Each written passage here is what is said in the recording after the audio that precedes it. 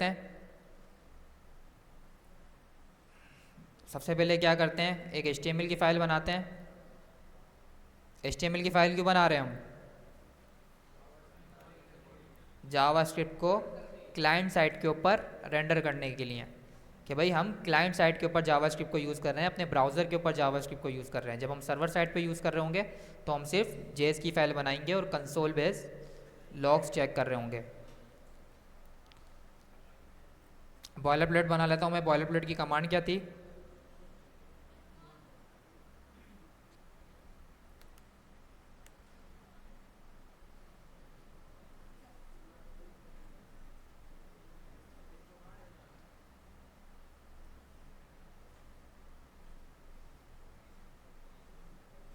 मैं लिखता हूँ यहाँ शिफ्ट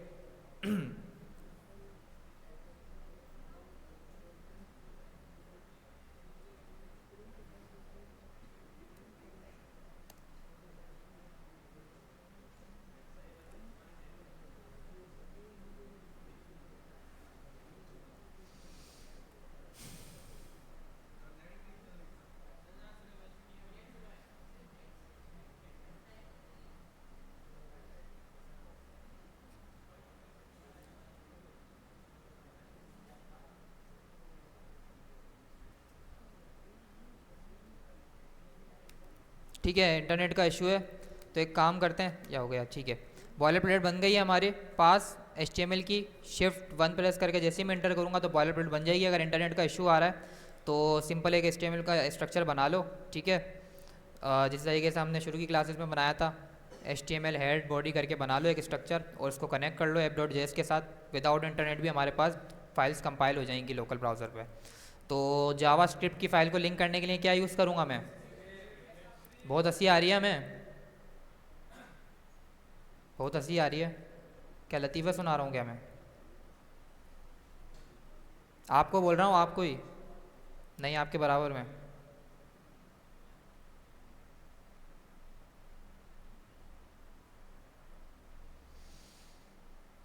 मैं यहाँ पर लगाता हूँ स्क्रिप्ट का टैग, इसके अंदर SRC का एट्रीब्यूट, ठीक है। इसके अंदर SRC के एट्रीब्यूट के अंदर हमें कौन सी फाइल देनी है? app.js की। मैं यहाँ पर लिखता हूँ फुल स्टॉप स्लैश। ये बोलता है कि इस स्पेसिफिक फोल्डर में दो फाइल्स हैं, एक का नाम index.html है और एक का नाम app.js है। मैं बोलता हूँ कि मुझे app.js को लिंक करना है, तो मेरे पास क्या हुआ, app.js लिंक हो गई है। जस्ट फॉर वेरिफिकेशन मैं यहाँ एक console.log लगा देता हूँ और यहाँ लिख देता हूँ हेलो वर्ल्ड। मैंने लिखा यहाँ हेलो वर्ल्ड, ठीक है। तो इसको रन कर लेते हैं ब्राउज़र के ऊपर। मैं यहाँ सिंपली जाके लिखता हूँ गो लाइव। गो लाइव के ऊपर जैसे ही मैं क्लिक करता हूँ तो मेरे पास एक लोकल सर्वर क्रिएट हो जाएगा और ब्राउज़र के ऊपर मेरी स्पेसिफिक ये वेबसाइट जो है वो रन हो जाएगी। index.html की फ़ाइल मैं कंसोल में जाके चेक करूँगा तो मेरे पास क्या लिखा हुआ आ रहा है, हेलो वर्ल्ड, ठीक है। अब मैं क्या करता हूँ, मैं आप जो हमने टास्क किया था कि भाई हमें यूज़र से एक इनपुट लेना है, ठीक है। वो इनपुट जो है वो हमें डायनेमिक इनपुट होगा, मतलब यूज़र कोई भी नंबर दे सकता है और जो भी नंबर देगा उसका हमें टेबल शो कराना है। या तो हम अलर्ट में करा सकते हैं या तो हम कंसोल में करा सकते हैं, ठीक है। मैं क्या करता हूँ, मैं बोलता हूँ कि इसको अभी फ़िलहाल के लिए आप कंसोल में करा लो। तो सबसे पहले मैं क्या करता हूँ, एक वेरिएबल बनाता हूँ जिसके अंदर इसका नाम मैं रखता हूँ नंबर, ठीक है। मैंने यहाँ लिख दिया नम कि भाई हमें एक नंबर लेना है यूज़र से। उसके बाद मैं यूज़ करूँगा प्रॉम्प्ट। मैंने यहाँ पर प्रॉम्प्ट का फंक्शन बनाया। उसके बाद मैं क्या करता हूँ, मैं जूम करता हूँ, एक मिनट, ये एक्सटेंशन हमारे पास डिसेबल हो जाए। मैं लिखता हूँ कोड फुल स्टॉप रीस्टार्ट कर लेते हैं ताकि को पायलट जो है हमारे पास डिसेबल हो जाए, ठीक है। जूम कर देता हूँ, अब नज़र आ रहा है सबको? पक्की बात है। मैंने लगाया prompt,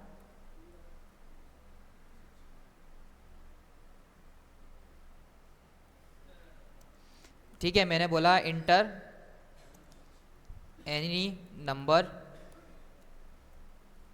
to generate our table.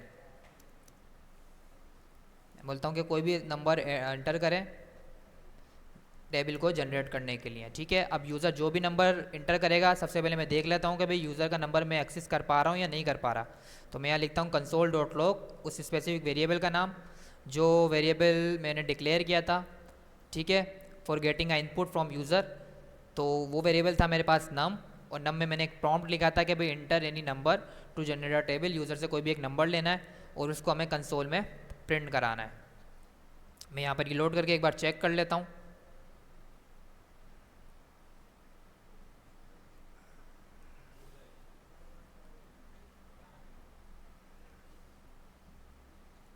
Local server दोबारा ओपन कर लेते हैं, ठीक है। मैं यहाँ पर जाके लिखता हूँ 5 या 6 लिख लेते हैं, 6, तो मेरे पास 6 आ रहा है। अगर मैं यहाँ जाके 5 लिखूँगा, मतलब जो भी मैं नंबर लिखूँगा वो यहाँ पर मैं गेट कर सकता हूँ। मैंने लिखा 10, तो 10 गेट कर रहा हूँ, ठीक है। नंबर गेट कर लिया हमने, डायनेमिक कर लिया ना, यहाँ तक तो बहुत ईजी था, ठीक है। अब इसी नंबर को, डायनेमिक नंबर को यूज़ करके हमें एक टेबल जनरेट कराना है। इतनी लेट क्यों आए हम? हाँ वो तो मुझे पता है, लेकिन आप लेट आए थे जब बाहर बैठे हुए थे, तो 7:30 बजे क्यों आए थे? 7:15 पे बोला था ना मैंने। ये आज लास्ट क्लास में अलाउ कर रहा हूँ, उसके बाद घर चले जाइएगा फिर आप, ठीक है। अब मुझे क्या करना है, मुझे इसका एक स्पेसिफिक फॉर्मेट के अंदर, एक टेबल फॉर्मेट के अंदर शो कराना है कि भाई यूज़र जो भी नंबर देगा उसका एक टेबल जनरेट करना है और उसको शो कराना है यूजिंग अ अलर्ट या कंसोल। तो मैं क्या करता हूँ, इसको अलर्ट में शो कराता हूँ। मैंने एक अलर्ट बनाया। मैं क्या करता हूँ, सबसे पहले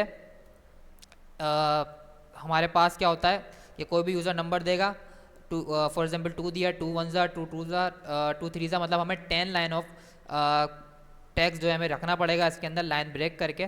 तो मैं क्या करता हूँ, सबसे पहले डायनेमिक, भाई जो यूज़र ने हमारे को नंबर दिया वो डायनेमिक नंबर उठाओ। उसके बाद कॉन्केट करने के लिए टेक्स्ट के साथ कॉन्केट करने के लिए कौन सी साइन यूज़ करते हैं हम? प्लस यूज़ करते हैं। और अगर नंबर, दोनों नंबर होंगे हमारे पास लेफ्ट और राइट, तो फिर क्या होगा? एडिशन होगा। अगर एक भी हमारे पास स्ट्रिंग होगा लेफ्ट या साइड, लेफ्ट वाला या राइट वाला, तो उसको कॉन्केट कर देगा। अगर दोनों नंबर होंगे तो उनको सम कर देगा। ये चीज़ हमने पढ़ी थी। मैं यहाँ करता हूँ नंबर मल्टीप्लाई के लिए फ़िलहाल मैं x यूज़ कर लेता हूँ, ठीक है। x के बाद मैं बोलता हूँ कि 1, थोड़ा सा स्पेस यहाँ भी दे देते हैं, ठीक है। उसके बाद मैं बोलता हूँ स्पेस इक्वल टू, और स्पेस दे देते हैं थोड़ा सा और, ताकि हमारे पास एक क्लीन फॉर्मेट रहे। उसके बाद मैं बोलता हूँ प्लस, और प्लस के बाद हम रख देते हैं नंबर, क्योंकि फर्स्ट तो हमारे पास वही जो स्पेसिफिक आंसर आएगा जो हमारा नंबर है। अगर मैं 6 लिखूँगा तो 6 1 ज़ा क्या होता है? 6 होता है, ठीक है। 7 1 ज़ा क्या होता है? 7 होता है। लगाना चाहो तो मल्टीप्लाई 1 लगा दो, वरना इसकी नीड नहीं है, ठीक है। मैंने सिंपली ये स्पेसिफिक जो है वो नंबर रख लिया। अब मैं इसको लाइन ब्रेक कर लेता हूँ। लाइन ब्रेक करने के लिए हम लगाएंगे यहाँ पर /n,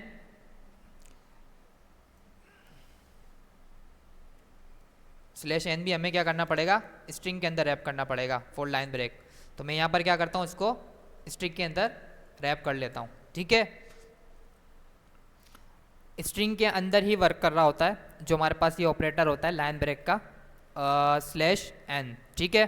तो इससे क्या होगा, लाइन ब्रेक हो जाएगी और जो बाकी का कंटेंट होगा वो नेक्स्ट लाइन पे शो हो रहा होगा। मैं अब बोलता हूँ नम को क्या करो, नम को अब मल्टीप्लाई किससे करना है? हमें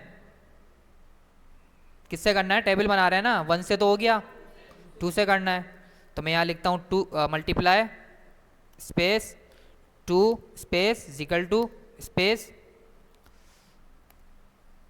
अच्छा यहाँ भी हमें प्लस लगाने की नीड है क्योंकि हम कॉन्केट कर रहे हैं, हम कॉन्केट कर रहे हैं ना दोनों नंबर्स, तो हमें प्लस लगा के बताना है। अगर मैं यहाँ पर प्लस नहीं लगाऊंगा तो वो बोल रहा है कि भाई आपने स्ट्रिंग के अंदर रैप कर दिया, यहाँ पर तो कुछ चीज़ एक्सपेक्ट कर रहा है, इन दोनों को मर्ज कैसे करें? तो मैंने मर्ज करने के लिए क्या कर दो, इसको कॉन्केट कर दो। और कॉन्केट किसकी हेल्प से कर सकते हैं हम? इसको प्लस की हेल्प से कर सकते हैं, ठीक है।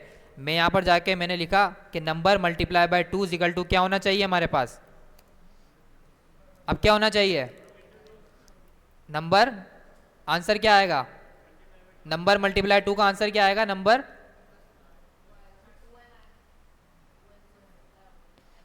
सही है। तो हमें किससे मल्टीप्लाई करना है? आप 2 से मल्टीप्लाई करना है। अगर हम एज अ कंपाइलर सोचें इसको, तो हमने क्या किया, हमने इसको बोला कि भाई क्या करो, एक यूज़र से सबसे पहले तो इनपुट ले लो। कोई भी इनपुट यूज़र दे सकता है, 1 दे, 2 दे, 3 दे, कुछ भी दे, ठीक है। अब क्या करो कि नंबर जो भी हमारे पास आया उसको पहले कंसोल में प्रिंट करा लो कि भाई हम चेक कर लें कि डायनेमिक नंबर ही आ रहा है ना, जो यूज़र से इनपुट ले रहे हैं वही प्रिंट हो रहा है। अब उस नंबर को यूज़ करके हमें टेबल जनरेट करना है। अब टेबल में क्या होगा, 2 चीज़ें डायनेमिक होंगी। एक तो जिस स्पेसिफिक नंबर स्टार्ट हो रहा है, इतनी लेट आए हम, ये तो कभी ख़त्म नहीं होगा, हम चले जाएंगे दुनिया से, ट्रैफिक ख़त्म नहीं होगा।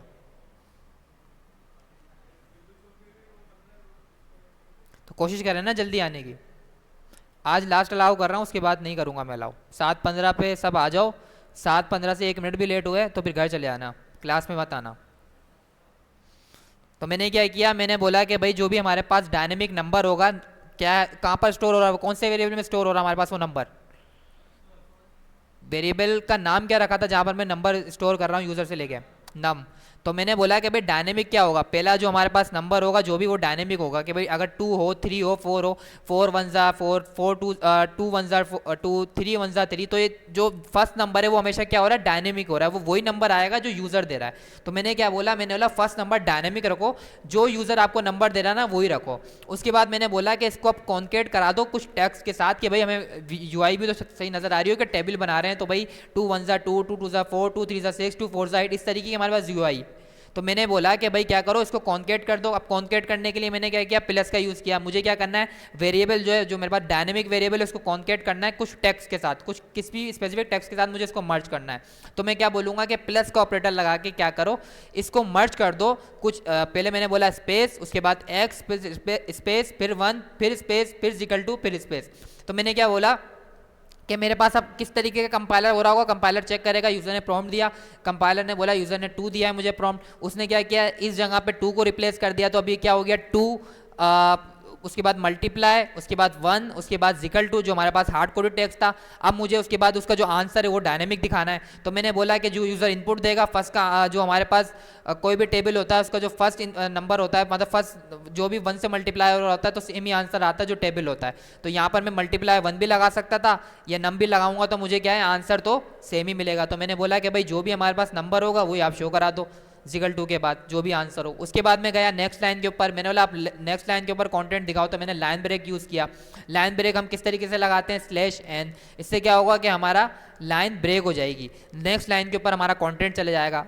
प्लस हमको लगाना ज़रूरी है, कोई भी आप चीज़ लगा रहे हो, कोई भी डायनेमिक टेक्स्ट और डायनेमिक से टेक्स्ट उसको कहते हैं जो हमारे वेरिएबल्स होते हैं, ठीक है। कोई भी हमारा वेरिएबल होगा वो डायनेमिक होगा, क्योंकि हम वेरिएबल लगा रहे हैं, टेक्स्ट नहीं लगा रहे। तो टेक्स्ट को वेरिएबल के साथ मर्ज करने के लिए हम कॉन्केट ऑपरेटर का यूज़ करते हैं, विच इज़ अ प्लस। तो मैंने हर जो भी मैं डायनेमिक वेरिएबल और टेक्स्ट दोनों को मर्ज कर रहा हूँ, तो उन दोनों के बिटवीन मुझे प्लस लगाना ज़रूरी है, वरना मेरा जो कंपाइलर है वो एरर दे देगा रन टाइम पे, मुझे VS कोड पे एरर दे देगा कि भाई वो एक्सपेक्ट कर रहा है आपसे कोई कॉन्केट ऑपरेटर या फिर कोई कोमा। तो मैंने बोला कि भाई इसके आगे प्लस लगा दो, अगर मैं नहीं लगा रहा होता तो वो मुझे एरर दे देता कि भाई आप दो चीज़ें मर्ज कर रहे हो, ना आपने कॉन्केट ऑपरेटर यूज़ किया है ना आपने कोमा यूज़ किया। जी अब सही है, अब सही आ रही है आवाज़, पक्की बात है जी। नहीं, अलर्ट में नहीं करेगा कोमा काम। अब वो आपको यहाँ पर सजेशन दे रहा है ना, आप कंफ्यूज हो जाओ, ये लिखा हुआ आ रहा, सही है।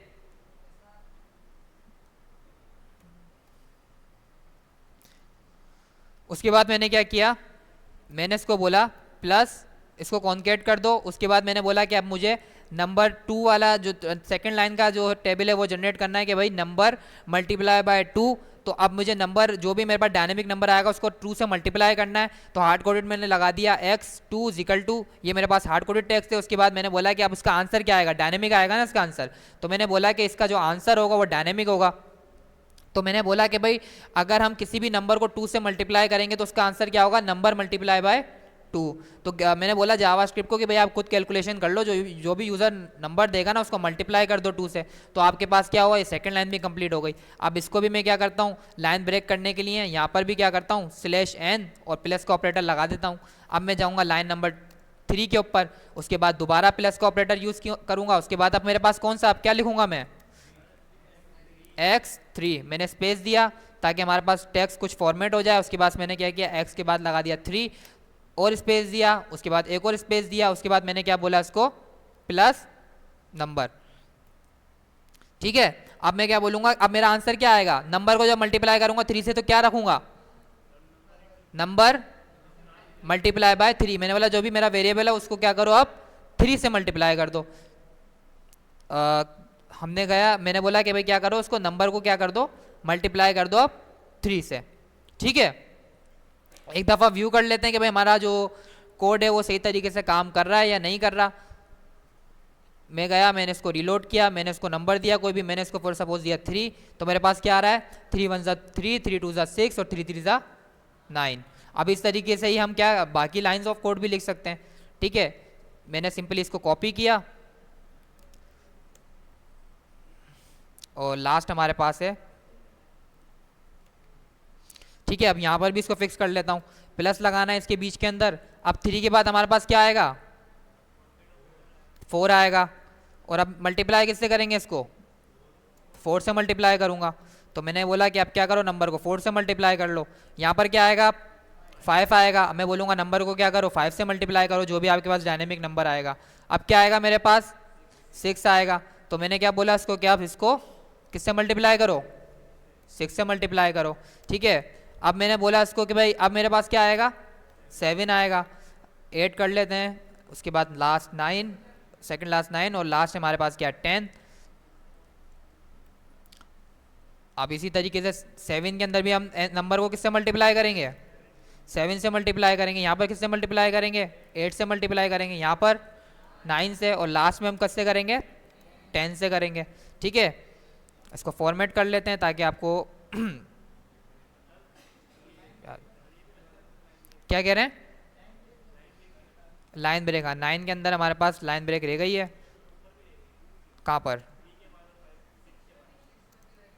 यहाँ पे लगा देते हैं और यहाँ पर भी लगा देते हैं। ठीक है, यहाँ तक समझ में आया या ऊपर से गया सब समझ में आया नहीं आया, आवाज़ नहीं आ रही मुझे। यस सर तो कर रहे हैं, अगर नहीं आया समझ में तो पूछ लें कोई भी सवाल हो, पक्की बात है। अब क्या करते हैं एक दफ़ा व्यू कर लेते हैं कि हमारे पास सब चीज़ें सही चल रही हैं या नहीं चल रही हैं। लास्ट में लाइन ब्रेक रह गया है क्या,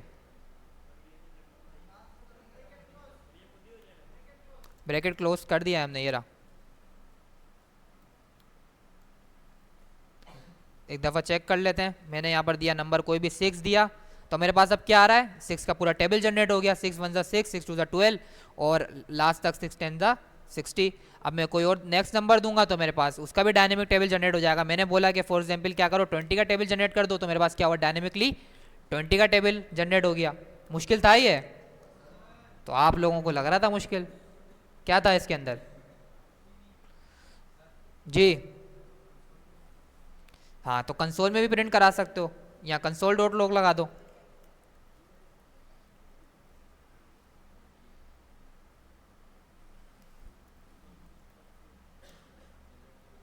अब कंसोल के अंदर आ जाएगा आउटपुट।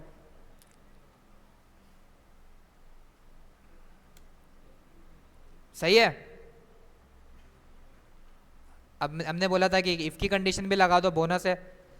तो एक काम करते हैं, इफ का चैप्टर तो हम दोबारा पढ़ ही रहे हैं, तो मैं आपको शुरू से पढ़ा देता हूँ इफ एल्स, ताकि हमारा पूरा आज जो है वो इफ एल्स का टॉपिक क्लियर हो जाए। फिर कल हम जो है वो एरे स्टार्ट करेंगे।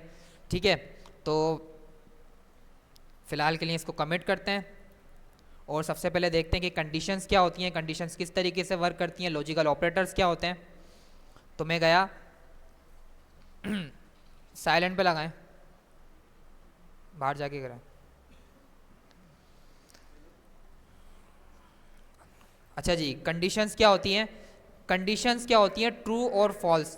ठीक है, कंपाइलर हमसे दो क्वेश्चंस पूछता है, या तो ये कंडीशन ट्रू होगी या तो ये कंडीशन फॉल्स होगी। ठीक है, कंडीशंस काम इस तरीके से करती हैं, बिहाइंड द सीन कंपाइलर बोलता है कि भाई आप मुझे बताओ या ट्रू हो या फॉल्स हो, मैं दो ही आंसर एक्सेप्ट करूंगा आपसे, या तो ट्रू हो या तो फॉल्स हो, उसके अलावा कोई आंसर नहीं होगा। उसी के ऊपर मैं आपकी कंडीशंस को जो है वो रेंडर कराऊंगा। जो इफ एल्स काम कर रहा होता है वो दो प्रिंसिपल पर ही काम कर रहा होता है। कंपाइलर बोलता है या तो आप मुझे ट्रू दोगे या तो आप मुझे फॉल्स दोगे। मैं इन दो स्पेसिफिक कंडीशन के हिसाब से ही आपकी इफ और एल्स की कंडीशन को चलाऊंगा। ठीक है, फॉर एग्जाम्पल इसने छोटी सी हमें यूआई में दिखाया है कि भाई अगर रेन मतलब अगर बारिश हो तो हमारे पास क्या हो अम्ब्रेला आ जाए, अगर नहीं हो तो हमारे पास कोई स्टेटमेंट प्रिंट नहीं कराई है, मतलब इफ रेन तो हमारे पास कंसोल में क्या आ जाएगा अम्ब्रेला। एल्स हमने बनाया ही नहीं, हम चाह रहे हैं कि बस अगर बारिश हो तो हमारे पास अम्ब्रेला आ जाए। अभी के लिए फिलहाल ये रख लो कि भाई मुझे कंडीशन वाइज जो है किसी भी स्पेसिफिक कोड को रन करना है, किसी भी स्पेसिफिक लॉजिक को मुझे एग्जीक्यूट करना है कंडीशन वाइज, कि अगर कंडीशन ट्रू हो, ये सर्टेन कंडीशन मेरे पास ट्रू हो जाए तो ही मेरा जो लॉजिक है वो रन हो, तो ही जो मेरा कोड है वो रेंडर हो। ठीक है, तो मैं चाह रहा हूँ कि मैं कंडीशन वाइज अपने कोड को क्या करना चाह रहा हूँ, रेंडर करना चाह रहा हूँ, शो कराना चाह रहा हूँ आउटपुट कंडीशन वाइज। अगर वो कंडीशन फॉल्स हो जाएगी, सामने देखें, सामने आपको बोल रहा हूँ, ठीक है।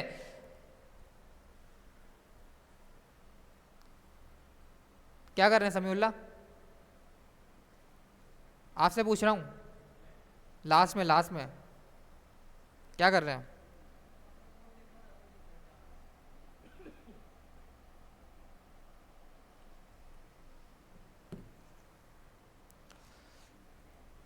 ठीक है, तो मैं क्या करता हूँ, मैंने बोला कि भाई जिस तरीके से हमें इसमें दिखाया भी है कि भाई अगर कंडीशन ट्रू होगी तो वो कोड को, उस ब्लॉक ऑफ कोड को रन करेगा, अगर फॉल्स होगी स्किप कर देगा। या आप चाह रहे हो कि अगर फॉल्स हो तो आपको कोई स्पेसिफिक अलग से कोड रन कराना है तो आप वो करा सकते हो with the help of else block. ठीक है, तो अब इफ स्टेटमेंट किस तरीके से काम करती है और उसका सिंटेक्स क्या होता है, हम सबसे पहले डिक्लेयर करते हैं व्हाट इफ। ठीक है, मैंने बोला इफ, उसके बाद में क्या लगाऊंगा, बिग ब्रैकेट लगाऊंगा, और बिग ब्रैकेट के अंदर एक कंडीशन लगाऊंगा सर्टेन कि भाई अगर ये कंडीशन हमारे पास ट्रू हो तो मेरा कोड है क्या हो, रन हो।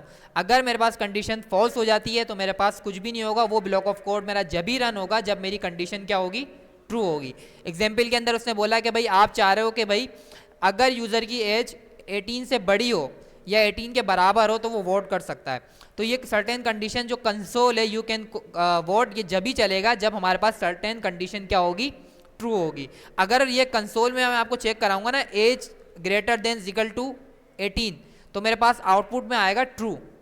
ठीक है, मैंने आपको बताया कि कंडीशन सिर्फ दो जो है हमारे पास स्पेसिफिक वर्ड्स पे चलती हैं, एक हमारे पास ट्रू और एक हमारे पास फॉल्स कंडीशन। उसके अलावा किसी भी स्पेसिफिक आप टेक्स्ट लगा दो, कुछ भी टेक्स्ट लगा दो, कुछ भी स्पेसिफिक एक्स वाई जेड लगा दो, नहीं चलेंगी। कंडीशन सिर्फ दो चीज़ें समझती हैं, दो बूलियन ऑपरेटर समझती हैं, ट्रू और फॉल्स।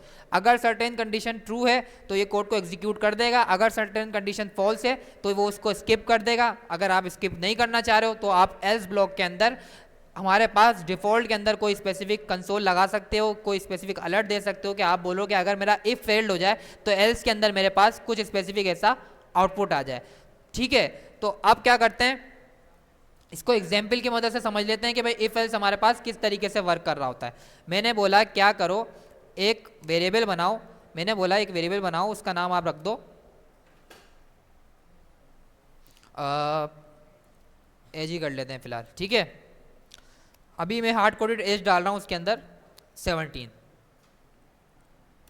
उसके बाद में गया नेक्स्ट लाइन के ऊपर, मैंने बोला कि अगर यूज़र की जो एज है ना वो 18 हो, ठीक है 18 हो तो हमारे पास ब्लॉक ऑफ कोड चले। अगर 18 नहीं है, उसके अलावा कोई भी एज हो उसकी, कोई भी नंबर है एज के अंदर, तो हमारा सर्टेन ब्लॉक ऑफ कोड नहीं चले। तो मैंने बोला क्या करो, इफ के बाद हमारे पास सिंटेक्स क्या है, इफ के बाद आप लगाओगे बिग ब्रैकेट, हाँ इफ के बाद हम लगाएंगे बिग ब्रैकेट। ठीक है, उस बिग ब्रैकेट के अंदर हमें स्पेसिफिक कंडीशन रखनी है कि जिस कंडीशन सर्टेन कंडीशन के हम पर उस स्पेसिफिक ब्लॉक ऑफ कोड को एग्जीक्यूट करना चाह रहे हैं। तो मैंने बोला कि भाई अगर एज मेरे पास क्या हो, 18 हो, अगर मेरे पास एज 18 हो तो मेरे पास वो specific block of code run हो। अगर एज 18 नहीं हो, यूज़र ने 17 दी, यूज़र ने 16 दी, यूज़र ने 15 दी, तो मेरे पास वो सर्टेन कोड एग्जीक्यूट नहीं हो। मैं चाह रहा हूँ एक सर्टेन कंडीशन के ऊपर ही मैं एक ब्लॉक ऑफ कोड देना चाह रहा हूँ, वो एग्जीक्यूट हो एक सर्टेन कंडीशन के ऊपर ही। अगर वो सर्टेन कंडीशन मेट नहीं कर रही है तो आप क्या करो, उस स्पेसिफिक ब्लॉक ऑफ कोड को स्किप कर दो, जो हमारा कंपाइलर है उसको कंसिडर ही नहीं करेगा। अगर हमारे पास नेक्स्ट लाइन पे कोई कोड होगा तो वो एग्जीक्यूट कर देगा, वरना वो उसको क्विट कर देगा। तो मैंने बोला भाई अगर एज, अब इस स्पेसिफिक हम कोड के अंदर अभी मैं फिलहाल अभी क्या करता हूं, मैं यहां लिख देता हूं ट्रू। मैंने यहां पर लिखा ट्रू और यहां मैंने बोला console dot log this block of code always क्या होगा, ये हमेशा क्या होगा, ये रन होगा। क्योंकि मैंने क्या बता दिया उस कंडीशन के अंदर कि अगर ट्रू हो, मैंने उसको बोल दिया कि भाई ये सर्टेन कंडीशन ट्रू है, मैंने हार्ड कोडेड ही बोल दिया उसको कि ट्रू है ये। वो behind the scene compiler check कर रहा होता था, मैंने उसको बोल दिया सब स्किप कर दिया। मैंने उसको हार्ड कोडेड क्या बोल दिया कि अगर ट्रू हो तो आप कंसोल चला दो, अगर मैं जाके आपको आउटपुट दिखाऊंगा ना तो ये हमेशा कंसोल प्रिंट करेगा। क्यों कर रहा है? क्योंकि इफ की कंडीशन एक्सेप्ट ही हमारे पास ये कर रही है या तो ट्रू हो या तो फॉल्स हो। अगर वो बिहाइंड द सीन कंपाइल होकर फॉल्स हो जाता है तो वो ब्लॉक ऑफ कोड वो चलाता नहीं है, अगर बिहाइंड द सीन होकर ट्रू हो जाता है तो वो ब्लॉक ऑफ कोड वो चला देता है। अगर मैं यहाँ पर जाके फॉल्स लगा दूँ तो ये कभी रन ही नहीं होगा।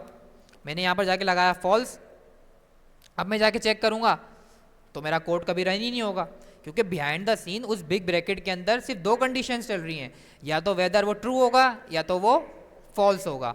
ठीक है, अगर वो ट्रू होगा तो वो स्पेसिफिक ब्लॉक ऑफ कोड को चला देगा, अगर वो फॉल्स होगा तो वो स्पेसिफिक ब्लॉक ऑफ कोड को नहीं रन करेगा। इसी तरीके से हमारे पास इफ एल्स की कंडीशंस काम कर रही होती हैं, उस स्पेसिफिक बिग ब्रैकेट के अंदर दो वैल्यूज एक्सेप्ट करता है, ट्रू या फॉल्स। अब आप बोलोगे सर कि भाई आप तो मुझे जो कंडीशन लगा के दिखा रहे थे उसके अंदर आप लगा रहे थे एज, ठीक है, हमें जो कंडीशन बनानी है वो तो इसी तरीके से चलेगी कि भाई अगर यूजर की जो एज है वो 18 हो तो मेरे पास क्या हो, ये स्पेसिफिक कोड जो है ब्लॉक ऑफ कोड वो रन हो। तो मैंने बोला कि इस सर्टेन कंडीशन को मेट करने के लिए मैं बोलता हूं कि अगर एज बराबर हो 18 के, सही लिख रहा हूं मैं ये?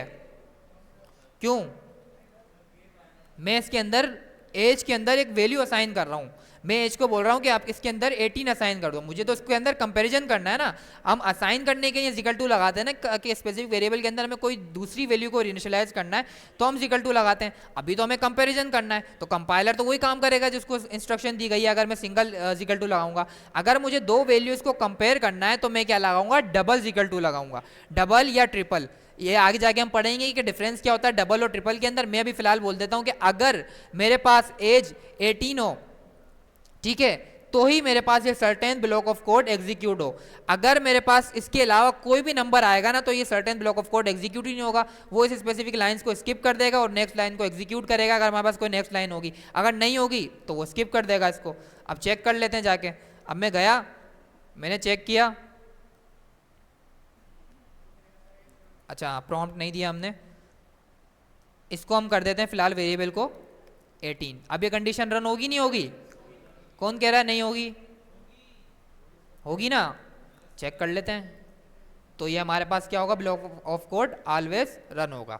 अब आप बोलोगे कि सर आपने तो इसके अंदर एज इक्वल टू 18 रखा है, आप तो बोल रहे हो कि भाई ये ब्लॉक ऑफ जो हमारे पास जो बिग ब्रैकेट है कि इसके अंदर या तो हम ट्रू रख सकते हैं या तो फॉल्स रख सकते हैं, दूसरी तो वैल्यू एक्सेप्ट ही नहीं करता।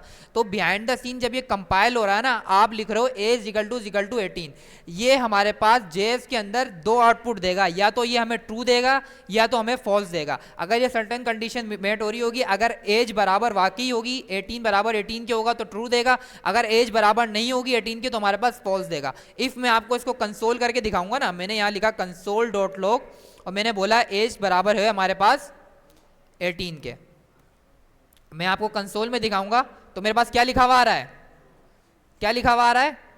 तो कंपाइलर भी बिहाइंड द सीन यही कर रहा है, वो कंपेयर कर रहा है, उसको आउटपुट में ट्रू मिल रहा है तो उसको एग्जीक्यूट करा रहा है। अगर मैं यहाँ पर कोई दूसरा नंबर रख देता हूँ, मैंने बोला कि क्या करो इसको कर दो 14, अब मैं जाके अपना console.log चेक करूंगा तो क्या आ रहा है, क्या आ रहा है हमारे पास, फॉल्स आ रहा है। तो ये ब्लॉक ऑफ कोड हमारे पास क्या होगा, कभी एग्जीक्यूट ही नहीं होगा, क्योंकि दो कंडीशंस के ऊपर ही काम हो रहा होता है, ट्रू या फॉल्स। उसके अलावा कोई दूसरी कंडीशन हमारा जो इफ एल्स स्टेटमेंट है वो एक्सेप्ट करता ही नहीं है। इफ के अंदर बिग ब्रैकेट के अंदर आपको वही स्पेसिफिक कंडीशंस बतानी है, अगर वेदर ये ट्रू होगा तो वो इफ कंडीशन को एग्जीक्यूट कर देगा, अगर फॉल्स होगा तो वो इसको स्किप कर देगा। पता चल गया कि किस तरीके से बिहाइंड द सीन कंपाइलर काम कर रहा होता है, पक्की बात है। अब आप बोलते हैं सर ठीक है, इफ तो हमें समझ में आ गया कि भाई हमें कोई सर्टेन कंडीशन के ऊपर जो कंसोल दिखाना है। अब मैं चाह रहा हूं कि ठीक है भाई, अगर वो कंडीशन मेट कर रही है तो आप वो ब्लॉक ऑफ कोड एग्जीक्यूट कर दो, अगर नहीं कर रही तो आप क्या करो, कोई एल्स के अंदर कोई स्पेसिफिक स्टेटमेंट रन कर दो कि भाई हमें पता चल जाए कि भाई इफ की कंडीशन मेट नहीं करी। अब हमको रियल टाइम एप्लीकेशन बना रहे हैं जिसके अंदर हम उसी स्पेसिफिक पर्सन को एंट्री देंगे जो 18+ है।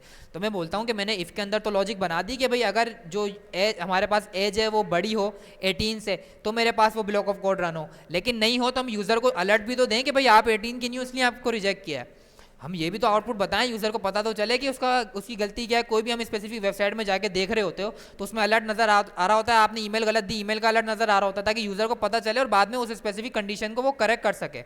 अब उसको पता ही नहीं चलेगा तो उसको करेक्ट कैसे करेगा, वो किस तरीके से हमारी वेबसाइट को एक्सेस करेगा। तो हमारे पास जहाँ पर इफ़ स्टेटमेंट काम कर रही होती है, मोस्टली हमारे पास वहाँ पर एल्स कंडीशन भी काम कर रही होती है। हम इफ़ और एल्स दोनों रखते हैं कि हमारे पास अगर वो सर्टेन कंडीशन मेट नहीं करे तो हमारे पास क्या हो। मोस्टली केसेस में, मैं नहीं कह रहा कि हमेशा ही रखोगे एल्स, लेकिन इफ़ और एल्स दोनों पेयर्स में चल रहे होते हैं मोस्ट ऑफ द केस, क्योंकि हमें क्या करना है, एल्स के अंदर भी कोई स्टेटमेंट प्रिंट करनी है, हमें अपने ही लिए करनी है कि भाई एल्स के अंदर में पता चल जाए कि कंडीशन मेट नहीं कर रही, हमें यूज़र को कोई अलर्ट देना है, हमें कोई सर्टेन स्पेसिफिक टास्क परफॉर्म करवाना है उस एल्स कंडीशन के ऊपर, तो हमें दोनों जो है कंडीशंस को जो है ना वो यूज़ करनी पड़ती हैं फीचर के अंदर। तो मैंने बोला कि भाई क्या करो, अभी आप एक कंडीशन बनाओ कि अगर यूज़र की एज जो है ना वो हमारे पास बड़ी हो 18 से, तो आप उसको बोलो कि भाई यू आर 18 प्लस, आप ये एक्सेस कर सकते हो, यू आर 18 प्लस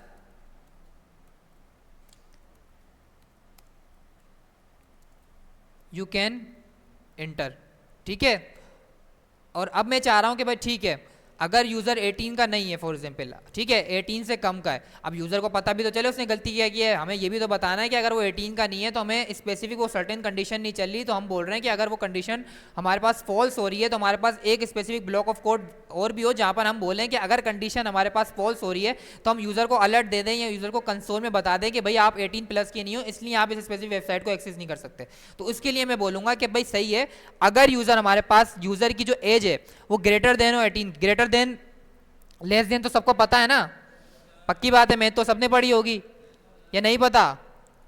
पता है ना। मैंने क्या बोला इसको, मैंने बोला अगर मेरे पास एज की जो वैल्यू है वो बड़ी हो 18 से, ग्रेटर देन, अगर ग्रेटर देन लेस देन में कंफ्यूजन होती है तो समझो कि भाई हम जो कंपेयर कर रहे हैं, फॉर एग्जांपल ग्रेटर देन है जहां पर उसका स्पेसिफिक जो है चेहरा है, मुंह है, हम क्या कर रहे हैं उस स्पेसिफिक चीज को कंपेयर कर रहे हैं सेकंड वाले से। ठीक है, यहाँ पर होगा तो हम इसको कंपेयर कर रहे हैं, यहाँ पर होगा तो इसको कर रहे हैं जहां उसका चेहरा जा रहा है। फॉर एग्जाम्पल ये एग्जाम्पल है, अगर मैं कंफ्यूज होता हूँ तो मैं ये स्पेसिफिक जो है वो इस तरीके से जो है उसको चेक करता हूं। तो मैंने बोला कि क्या हो, अगर मेरे पास एज बड़ी हो 18 से, ठीक है, जब भी मेरे पास ये सर्टेन कोड क्या हो, एग्जीक्यूट हो।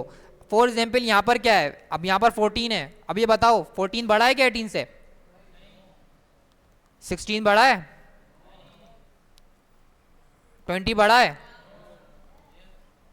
18 बड़ा है? 18 बड़ा है 18 से? तो यह ट्रू आएगा फॉल्स आएगा? ये सर्टेन कंडीशन चलेगी नहीं चलेगी?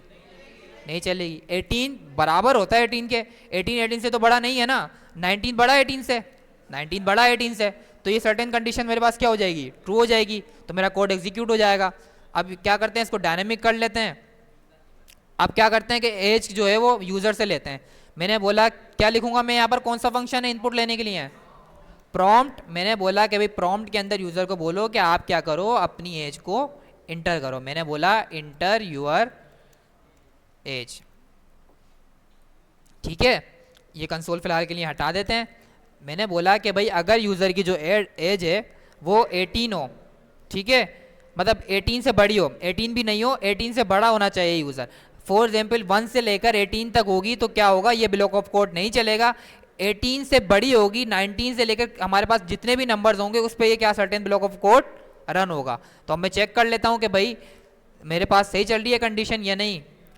क्या लिखूं यहाँ पर, अभी फिलहाल के लिए लिख देते हैं 17। क्या आया मेरे पास, कंसोल रिमूव कर दिया, आई थिंक ये रिलोड करने की ज़रूरत है हमारे पास। ठीक है, मैंने यहाँ लिख दिया 17, कोई हमारे पास सर्टेन कंडीशन चली नहीं, नीचे कोई कोड लिखा हुआ नहीं था तो वो भी एग्जीक्यूट नहीं हुआ, उसने सिंपली क्या कर दिया, स्किप कर दिया। ठीक है, अब मैं दोबारा रिलोड करके प्रॉम्प्ट के अंदर लिखता हूँ 21। अब मैं जैसे ही ओके करूँगा तो मेरे पास क्या आ रहा है, you are 18 plus you can enter. अब आप बोलो कि सर आप तो बोल रहे थे कि नंबर और स्ट्रिंग, मतलब जो हमारे पास प्रॉम्प्ट होता है वो तो स्ट्रिंग रिटर्न कर रहा होता है, ये तो स्ट्रिंग रिटर्न कर रहा होगा, कंपैरिजन किस तरीके से कर लिया। चलो कंपैरिजन समझ में आता है, इसने कंपेयर किस तरीके से कर लिया दोनों नंबर्स को। एक कैरेक्टर और एक नंबर बराबर थोड़ी हो सकते हैं, एक 18 नंबर और एक 18 जो हमारे पास स्ट्रिंग में रैप है, वो तो टेक्स्ट कंसिडर होगा ना, उसने कंपेयर किस तरीके से कर लिया। तो जावास्क्रिप्ट के अंदर क्या होता है, अगर आप दो वैल्यूज़ को कंपेयर कर रहे होते हो और लेफ्ट वाली वैल्यू अगर नंबर हो सकता है आपने उसको स्ट्रिंग में रैप किया हो लेकिन वो नंबर हो, और आपने यहाँ पर डबल इक्वल टू लगाया ना, तो वो क्या करेगा, वो पहले इसको कंपेयर करने की कोशिश करेगा नंबर के अंदर कि भाई हो सकता है यूज़र ने नंबर दिया हो। ठीक है, डबल स्ट्रिंग का मतलब ये है कि आप क्या करो, सिंपली उसकी कंडीशन चेक करो, उसकी क्या करो, आप टाइप चेक नहीं करो कि वेदर उसकी टाइप स्ट्रिंग है या वेदर उसकी टाइप नंबर है। आप बस ये देखो कि दोनों वैल्यूज बराबर हैं या नहीं है। ठीक है, अब वो दोनों वैल्यूज अगर बराबर हैं, अगर 18 के बराबर है, वेदर उसकी टाइप नंबर है या वेदर उसकी टाइप स्ट्रिंग है, वो टेक्स्ट में लिखा हुआ है, नंबर में लिखा हुआ, वो कुछ कंसीडर नहीं करेगा। वो बस इसको कंपेयर कर रहा होगा कि अगर ये दोनों चीज़ें बराबर हैं तो मैं इसको ट्रू रिटर्न करूंगा। अगर मैं यहाँ पर ही जाके यहाँ पर लगा देता इफ ए इक्वल टू 18, मतलब मैंने उसको बोला कि अब क्या करो, इसको स्ट्रिक्टली चेक करो कि वेदर दोनों टाइप सेम होनी चाहिए, या तो दोनों टाइप नंबर होनी चाहिए या स्ट्रिंग होनी चाहिए, मतलब उन दोनों की जो डेटा टाइप है ना वो सेम होनी चाहिए। अगर उनकी डेटा टाइप सेम है और वो दोनों आपस के अंदर कंपेयर हो रहे हैं, दोनों बराबर हैं, तो आप ये स्पेसिफिक ब्लॉक ऑफ कोड को रन करो। अगर मैं जाके यहाँ पर लिखता हूँ, इसको रिलोड करते हैं एक दफ़ा, मैंने यहाँ पर लिखा 18, तो मेरे पास क्या हुआ, प्रिंट ही नहीं हुआ। क्यों नहीं हुआ, क्यों नहीं हुआ प्रिंट मेरे पास, क्योंकि उसने अब उसकी डेटा टाइप को भी कंपेयर किया। अगर मैं आपको इसको कंसोल डॉट लॉग करके दिखाऊं, मैंने बोला ए इक्वल टू 18, मैंने 3 इक्वल ऑपरेटर लगाए, तो उसकी वजह से उसने क्या किया, इसका कंपेयर भी तो किया, लेकिन उसने बोला कि भाई यूज़र ने जो मुझे वैल्यू दी है वो तो नंबर है, और जो मेरे पास प्रॉम्प्ट से रिटर्न हो रही है वो स्ट्रिंग है। तो अब मैं क्या करूँगा, ये तो कंडीशन मेट ही नहीं कर रही, तो मैं इसको रन ही नहीं करूंगा, क्योंकि कंपाइलर ने मुझे क्या दिया, फॉल्स दिया।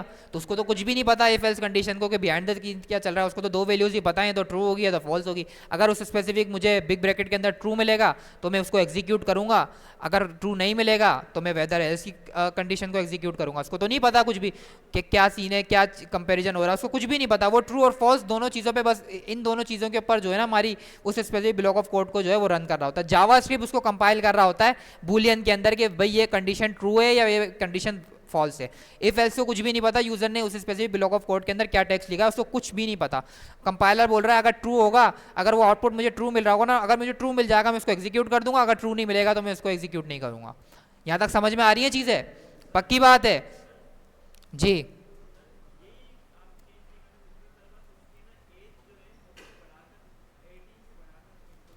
एटीन से बढ़ाकर क्या करूं, मैंने 20 कर दी।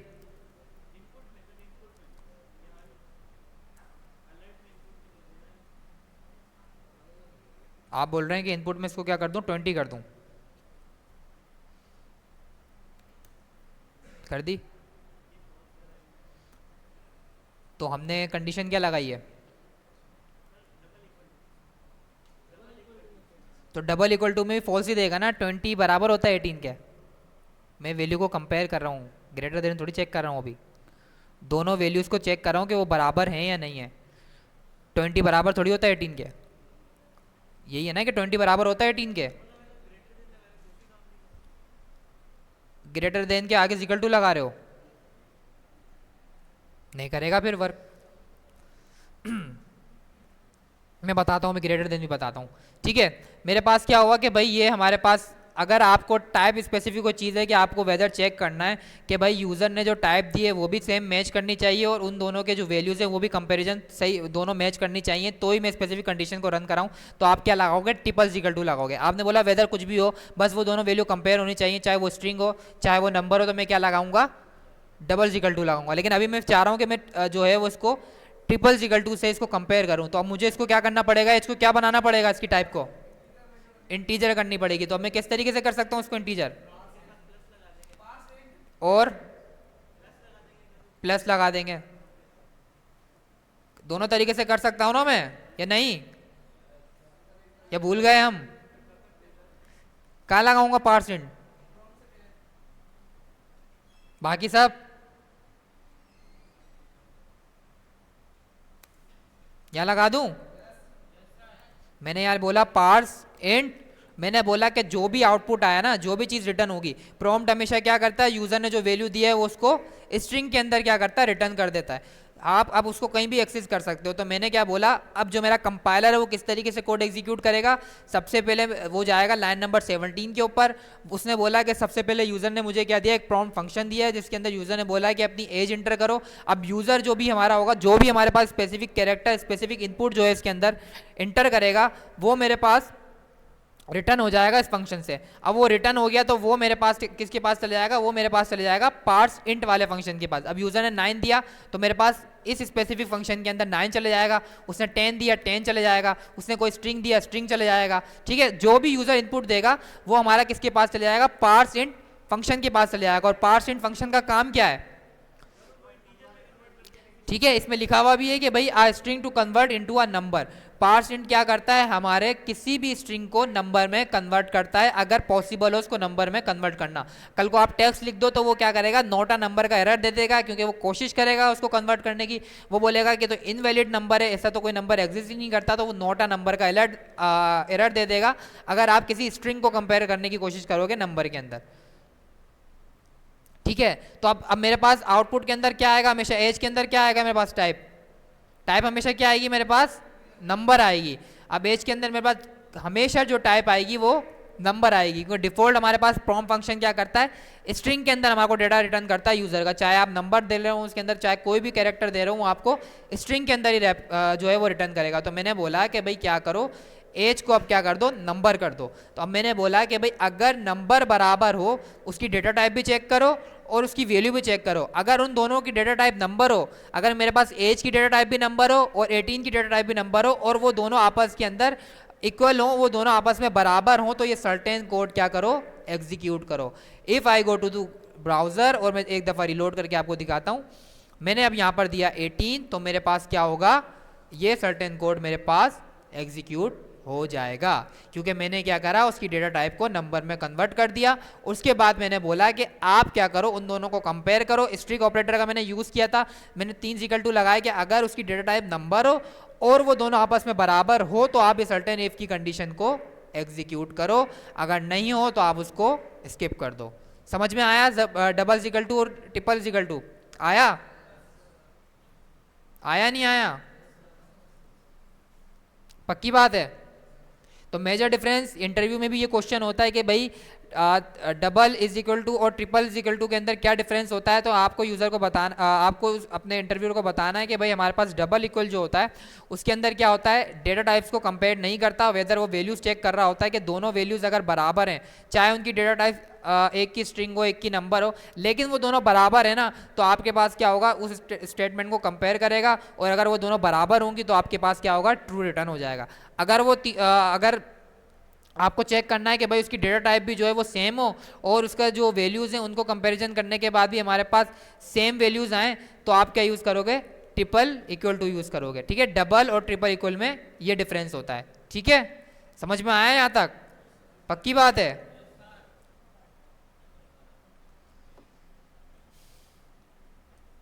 ठीक है, कंडीशन अपने हिसाब से आप लगा सकते हो।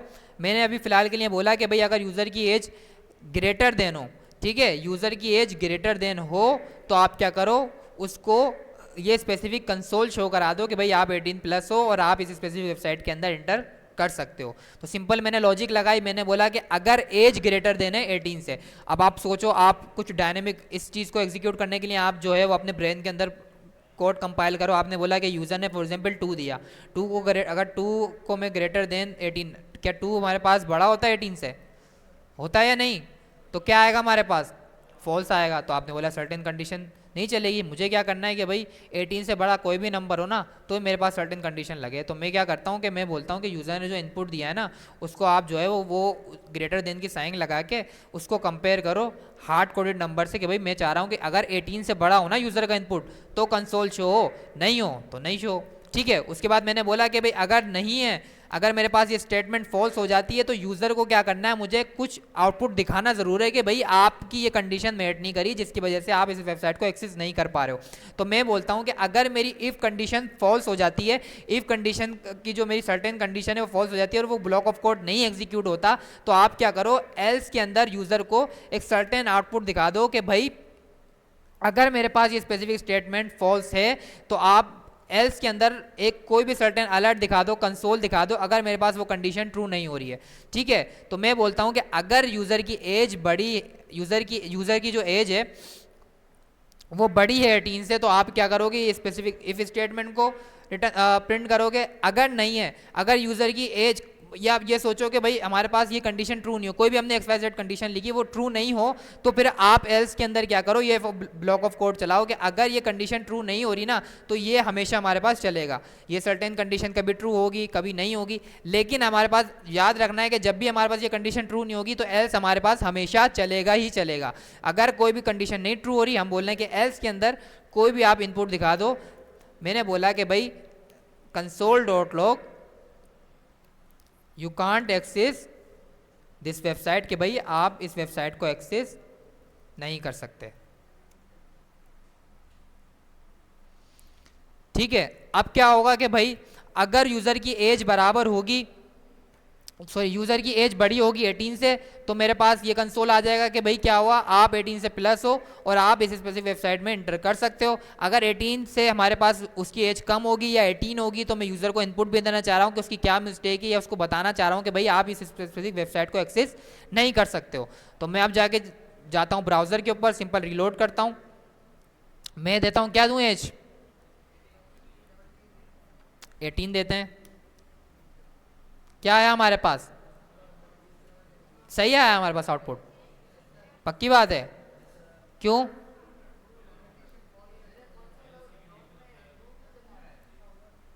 लगा हुआ है ना ट्रू, ये लगा हुआ, इसको कमिट कर देता हूँ फिलहाल के लिए।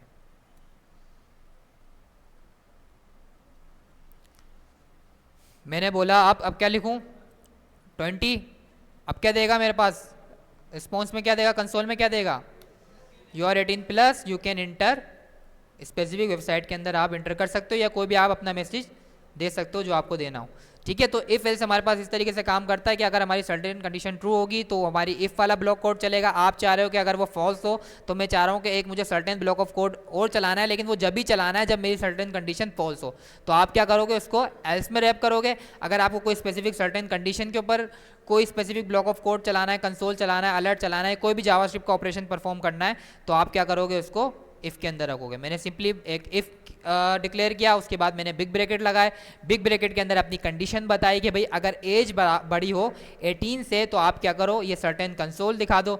वो जब तो दिखाएगा जब हमारे पास कंडीशन ट्रू होगी, लेकिन जब फॉल्स होगी तो मैं चाह रहा हूँ कि भाई जब भी हमारे को कोई ना कोई आउटपुट दिखाए कि भाई यूज़र को पता तो चले कि उसकी मिस्टेक क्या है, ये सर्टेन कंडीशन मेट नहीं करी, या हमें पता चले कि भाई ये कंडीशन नहीं चली है। तो मैंने बोला कि अगर मेरी इफ़ की कंडीशन रिजेक्ट हो जाए, इफ़ का आउटपुट मेरे पास फॉल्स हो जाए, तो वो ब्लॉक ऑफ कोड नहीं चलेगा। तो मैं चाह रहा हूँ कि एल्स के अंदर मुझे कुछ ना कुछ आउटपुट दिखे। अगर कंडीशन मेट कर रही है तो ये कोड चले, नहीं कर रही है तो मेरे पास क्या हो, एल्स का कोड चले। तो सिंपली मैं इफ के अंदर वो सर्टेन कंडीशन लगाऊंगा कि भाई जब मुझे उस स्पेसिफिक कंडीशन को मेट करना है, जब वो ट्रू हो तो ये ब्लॉक ऑफ कोड चले, अगर नहीं हो तो मेरे पास क्या चले, एल्स चले।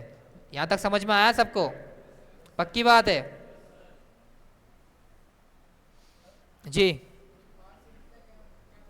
पार्सिंट क्या करता है, स्ट्रिंग को नंबर में कन्वर्ट करता है। मैंने आपको लास्ट क्लास के अंदर भी बताया था कि जो प्रॉम्प्ट का फंक्शन होता है वो हमेशा हमें स्ट्रिंग रिटर्न करेगा। आप उसमें नंबर लिख दो, कैरेक्टर लिख दो, कुछ भी लिख दो, वो आपको स्ट्रिंग फॉर्मेट के अंदर, स्ट्रिंग डेटा टाइप के अंदर वो नंबर को रिटर्न करेगा। आगे जाके मैं आपको बताऊंगा कि हम जावास्क्रिप्ट के फंक्शन से टाइप भी चेक कर सकते हैं कि भाई इस स्पेसिफिक हमारे पास वेरिएबल की टाइप क्या है जी। इक्वल टू और ग्रेटर देन एक साथ लगाना है आपको, लगा सकते हैं। आप बोल रहे हैं कि भाई क्या करना है आपको कि भाई उस स्पेसिफिक यूज़र को वेबसाइट का एक्सेस देना है जो 18 का हो या 18 प्लस हो, ठीक है, दोनों को एक्सेस देना है। लेकिन आपने भी सर्टेन कंडीशन लगाई है कि भाई यूज़र या तो उसकी जो एज है वो ग्रेटर देन हो 18 से, तो कंडीशन चलेगी। अब आप चाह रहे हो कि यूज़र की एज ग्रेटर देन हो या बराबर हो, या तो यूज़र की एज बड़ी हो 18 से या बराबर हो, तो आप क्या करो, सर्टेन कोड को एग्जीक्यूट करो। तो मैं सिंपली बोलता हूँ, मैं अपने कंपाइलर को बोलता हूँ कि भाई अगर यूज़र की एज ग्रेटर देन हो या मेरे पास बराबर हो 18 के, तो आप क्या करो, console.log के अंदर दिखा दो कि भाई you are 18, you can enter. अगर वो 18 से ज़्यादा हो तो अगर वो 18 हो या 18 से ज़्यादा हो तो आप ये दिखा दो console.log में यू आर 18 प्लस या यू आर 18, आप जो है वो इंटर कर सकते हैं वेबसाइट के अंदर, और एल्स के अंदर हमारे पास वही सर्टेन कंडीशन चलेगी कि भाई आपको इस वेबसाइट का एक्सेस नहीं है क्योंकि आपकी रिक्वायरमेंट पूरी नहीं हो रही है हमारी स्पेसिफिक वेबसाइट से, आपकी एज क्या है, कम है। ठीक है, तो मैंने अब क्या किया, मैंने उसको बोला कि मुझे या तो एज जो है मेरे पास ग्रेटर देन हो 18 से, या तो एज बड़ी होनी चाहिए या बराबर होनी चाहिए। हो सकता है यूज़र एज की, जो यूज़र की एज है वो 18 भी हो सकती है, तो हमें 18 को भी एक्सेस देना है, और 18 से जितने भी बड़े नंबर्स हैं ना, 18 से बड़ी जितनी भी वैल्यूज़ है, मुझे दोनों को जो है वो एक्सेस देना है। तो मैंने क्या किया, मैंने एक ही कंडीशन के अंदर उसको कंपेयर भी किया और उसमें ग्रेटर देन साइन भी लगा दी। मतलब मैंने क्या बोला उसको, मैंने अगर मैं बिहाइंड द सीन बताऊं तो मैंने बोला एज या तो एज बड़ी हो 18 से, एक मिनट में आप उसको कमिट में दिखाता हूँ। मैंने उसको बोला या तो मेरे पास एज क्या हो, बड़ी हो 18 से, ठीक है, या और मेरे पास और का ऑपरेटर लगा दो फॉर एग्जांपल, और मैंने बोला या तो एज मेरे पास बराबर हो 18 के। तो मैंने शॉर्ट हैंड वे के अंदर क्या लिख दिया कि एज की जो है वो ग्रेटर देन हो या बराबर हो 18 के। या तो मेरी एज बड़ी होगी, मतलब मेरी स्पेसिफिक उसकी वैल्यू जो 18 से बड़ी होगी या उसके बराबर होगी, तो आप क्या करो, सर्टेन कोड को एग्जीक्यूट कर दो। समझ में आया? मल्टीपल कंडीशन किस तरीके से हैंडल कर सकते हैं, समझ में आया? पक्की बात है?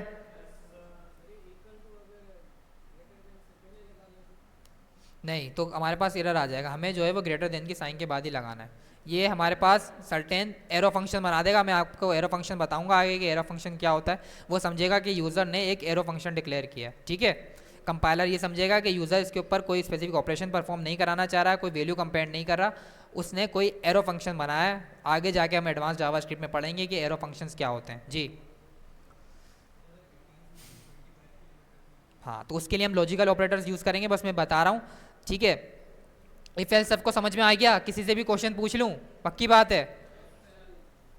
ये आपके बराबर के अंदर, आपके बराबर में हाँ, खड़े हो आप।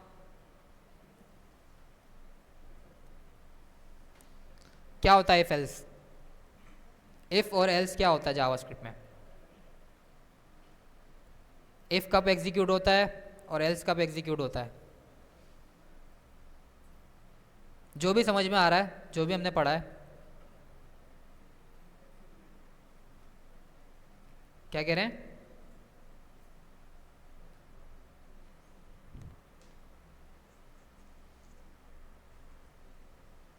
मतलब कुछ तो जवाब दें जो भी आ रहा है।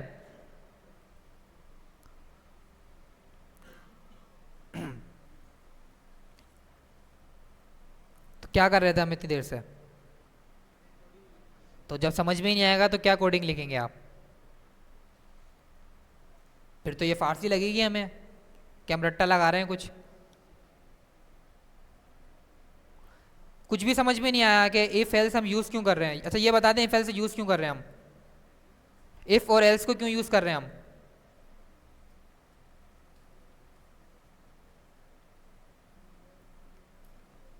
अगर ऐसे चलेगा तो फिर अगर आपको नहीं समझ में आ रहा है तो आप क्वेश्चन पूछ सकते हैं कि सर हमें समझ में नहीं आ रहा, दोबारा रिपीट कर दें, या टोटल उसके लैपटॉप में घुसे रहेंगे तो हमें तो फिर कुछ भी समझ में नहीं आएगा। और ऐसे लिखते रहोगे तो ये तो फारसी लगेगी, पता नहीं क्या लिखा हुआ है। समझ के करना है ना हमें काम।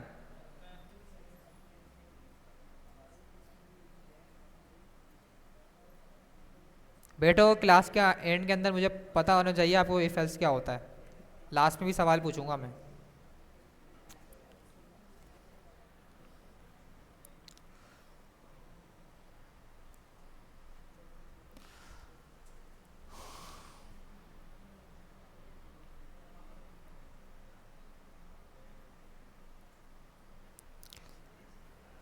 ये सेकंड लास्ट के अंदर, थर्ड,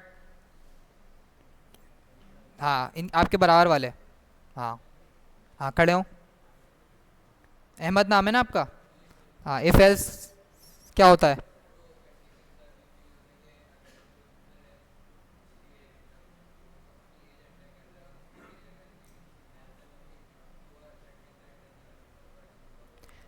मतलब हम सिर्फ एज ही कंपेयर कर सकते हैं इफ एल्स में?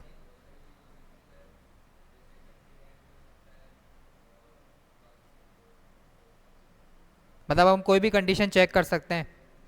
ठीक है बेटे।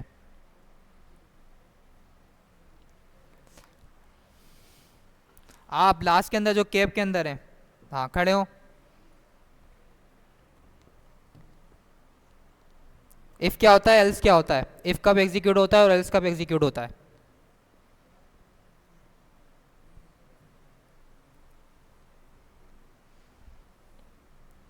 कौन सी लैंग्वेज पे काम कर रहे हैं हम,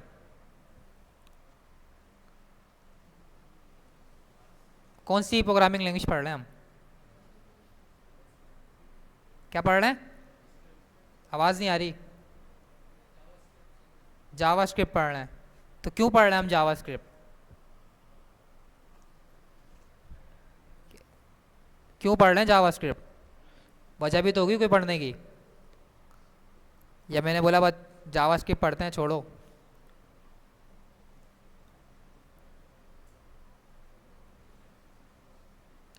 क्विज दिया था HTML का, और असाइनमेंट भी शायद सबमिट नहीं कराए एक भी। नाम क्या है आपका, सैफुर रहमान। हाँ तो मुझे तो कोई असाइनमेंट नहीं मिला आपका अभी तक। छुट्टियों पे थे, यहाँ आते तो बातें करते हैं, तफरी करने आते हैं शायद। घर वालों को फिर मत बनाया ना बेवकूफ़, नहीं समझ में आ रहा है या नहीं पढ़ना है तो फिर मत आए, अपने फीस भी ज़ाया कर रहे हैं, कुछ समझ में भी नहीं आएगा तो फ़ायदा क्या होगा फिर आने का इतनी दूर, टाइम वेस्ट करने का।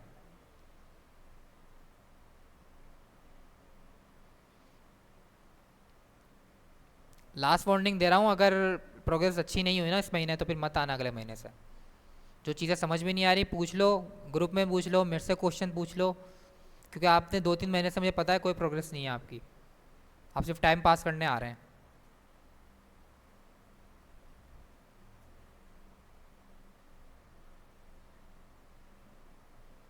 बैठो और प्रोग्रेस अच्छी होनी चाहिए, वरना फिर अगले महीने से मत आना। जी, पार्स प्रिंट हम यूज़ कर रहे हैं कन्वर्जन करने के लिए। हमारा जो प्रॉम्प्ट का फंक्शन होता है वो हमेशा स्ट्रिंग की वैल्यू दे रहा होता है हमें, वो हमेशा स्ट्रिंग दे रहा होता है हमें, स्ट्रिंग ही की वैल्यू रिटर्न कर रहा होता है। हम चाह रहे हैं कि भाई जो हमें वैल्यू रिटर्न करे ना वो सर्टेन वो नंबर हो। हम नंबर ले रहे हैं ना तो उसकी डेटा टाइप भी नंबर हो, कि आगे जाके हमें कोई सर्टेन कंडीशन लगानी है। जैसे मैंने 3 = लगाया था कि भाई मेरे पास उसकी डेटा टाइप भी चेक हो कि भाई दोनों के जो डेटा टाइप है वो नंबर हो और वो दोनों वैल्यू आपस में बराबर हो। तो मैं चाह रहा हूँ कि मेरे जो यूज़र मुझे रिटर्न कर रहा है ना, अब जो भी प्रॉम्प्ट का फंक्शन होता है वो हमेशा स्ट्रिंग रिटर्न कर रहा होता है, वो हमेशा मुझे स्ट्रिंग ही रिटर्न करेगा। ठीक है, आप कुछ भी लिख दो उसके अंदर, कोई नंबर लिख दो, बूलियन लिख दो, कैरेक्टर लिख दो, हमेशा आपको स्ट्रिंग के अंदर वो दे रहा होगा। तो मैं चाह रहा हूँ कि उसको क्या करो, कन्वर्ट करो। अगर वो नंबर है तो हम कोशिश करते हैं उसको नंबर में कन्वर्ट करने की। अगर वो नंबर होगा तो कन्वर्ट हो जाएगा, नहीं होगा तो हमारे पास एरर आ जाएगा। तो मैंने क्या बोला कि भाई यूज़र जो भी एज दे ना, अब आप भले एज 15 दो, 16 दो, है तो वो नंबर, लेकिन हमारा जो कंपाइलर है ना वो रिटर्न में हमें वो स्ट्रिंग देगा। वो ऐसा देगा कि भाई यूज़र ने कुछ कैरेक्टर दिया है हमारे को, लेकिन हमें उसके ऊपर कोई सर्टेन कंडीशन लगानी है, हमें उसके ऊपर इंक्रीमेंट करनी है, डिक्रीमेंट करनी है, कंपैरिजन करनी है। तो मैं चाह रहा हूँ कि जो हमारे पास प्रॉम्प्ट है ना वो हमेशा हमें क्या करे, नंबर रिटर्न करे, हमेशा जो उसकी टाइप है वो नंबर हो। अब प्रॉम्प्ट तो डिफॉल्ट हमारे को स्ट्रिंग रिटर्न कर रहा होता है, तो मैंने क्या किया, जावास्क्रिप्ट का प्री डिफाइंड फंक्शन यूज़ किया जो क्या करता है, मेरे किसी भी स्ट्रिंग को अगर वो नंबर होगा तो उसको कन्वर्ट कर देगा, अगर नंबर नहीं होगा तो मेरे पास क्या आ जाएगा, नोट अ नंबर का एरर आ जाएगा। अगर फॉर एग्जांपल मैं आपको, मैंने यहाँ पर एक बनाया वेरिएबल और लिखा स्ट्रिंग नंबर। अब ये है तो नंबर, लेकिन मैंने इसको किस में लिखा हुआ है, स्ट्रिंग में लिखा हुआ है। तो ये क्या है, मेरे पास कैरेक्टर है, अगर मैं इसके साथ प्लस लगाता हूँ तो उसको क्या करता है, इसको सम करने के बजाय कॉन्केट कर देता है। उसका बिहेवियर यही होता है ना जावास्क्रिप्ट का, कि भाई स्ट्रिंग है तो क्या कर दो, उसको कॉन्केट कर दो। अब मैं चाह रहा हूँ कि भाई ये अगर, अब ये मेरे पास फॉर एग्जाम्पल इसको तो मैं हैंडल कर सकता हूँ, उसको मैं स्ट्रिंग हटा के नंबर बना दूंगा, लेकिन प्रॉम्प्ट फंक्शन तो हमेशा मुझे स्ट्रिंग रिटर्न करता है, उसको तो मैं नहीं कर सकता चेंज, क्योंकि वो प्री डिफाइंड फंक्शन है, मेरा कंपाइलर ही दे रहा है मुझे वो प्रॉम्प्ट फंक्शन। तो मैं क्या बोलता हूँ कि जो भी मेरे प्रॉम्प्ट फंक्शन का आउटपुट आया उसको क्या करो, पार्स इंट के अंदर कन्वर्ट कर दो। तो अब क्या होगा, जो भी मेरा स्ट्रिंग आएगा वो मेरा क्या होगा, इंटीजर में कन्वर्ट हो जाएगा। अगर वो कंपेयर करने की कोशिश करेगा कि भाई अगर हमारे पास 12 जो है वो कन्वर्ट हो सकता है नंबर के अंदर, वो कोशिश करेगा, कंपाइलर चेक करेगा कि भाई 12 कंपेयर हो सकता है, अगर होगा तो वो कंपेयर कर देगा। अब मैं आपको कंसोल में दिखाऊं तो मेरे पास क्या आएगा, सॉरी स्ट्रिंग नंबर, तो उसको कंपेयर कर देगा और मेरे पास 12 ही आ रहा होगा। ठीक है, अगर मैं इसके अंदर कुछ रैंडम स्ट्रिंग भी डाल दूंगा तो अब ये नंबर है या नहीं, तो अगर ये नंबर नहीं होगा वो कन्वर्जन करने की कोशिश करेगा, अगर उसको वो नंबर नहीं मिलेगा तो वो अलर्ट में दे देगा हमारे पास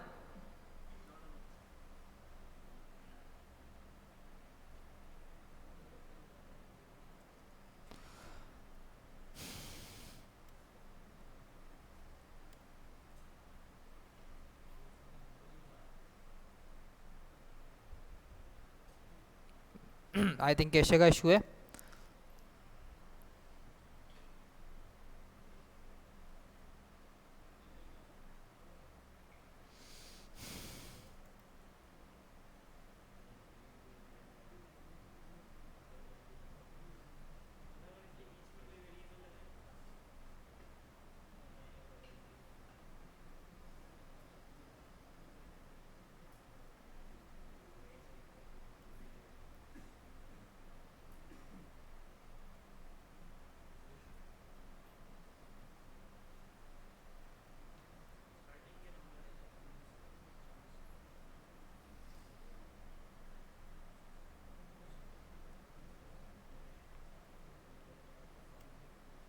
अच्छा, पार्सेंट जो है वो अगर आगे उसको स्ट्रिंग मिल रहा है तो वो खुद नंबर में कन्वर्ट कर रहा है।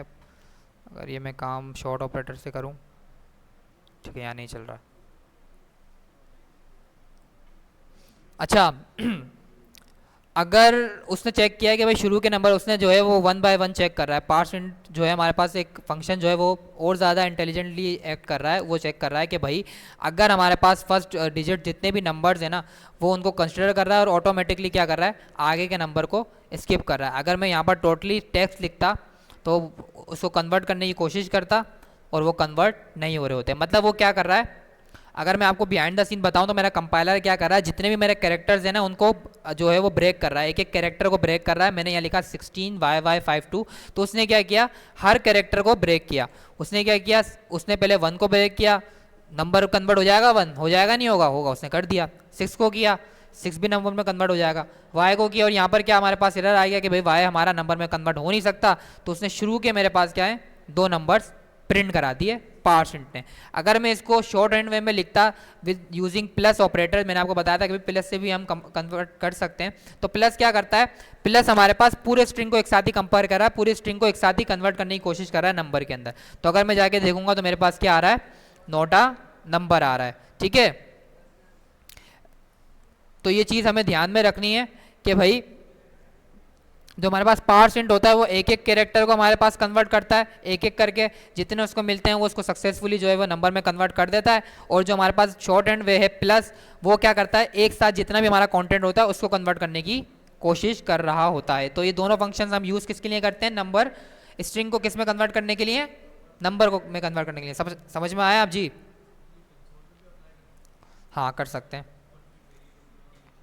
कर सकते हैं। हाँ मैंने एग्जाम्पल दी है, कंसोल के अंदर भी हम सारे ऑपरेशंस परफॉर्म कर सकते हैं, प्लस इंक्रीमेंट डिक्रीमेंट कोई भी फंक्शन यूज़ कर सकते हैं। ठीक है, इफ एल्स समझ में आ गया? अब आप बोल रहे हो कि सर ठीक है इफ एल्स हमें समझ में आ गया जी,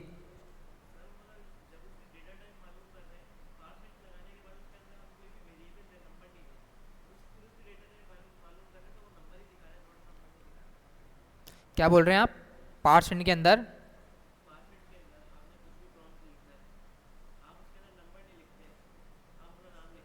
सही है।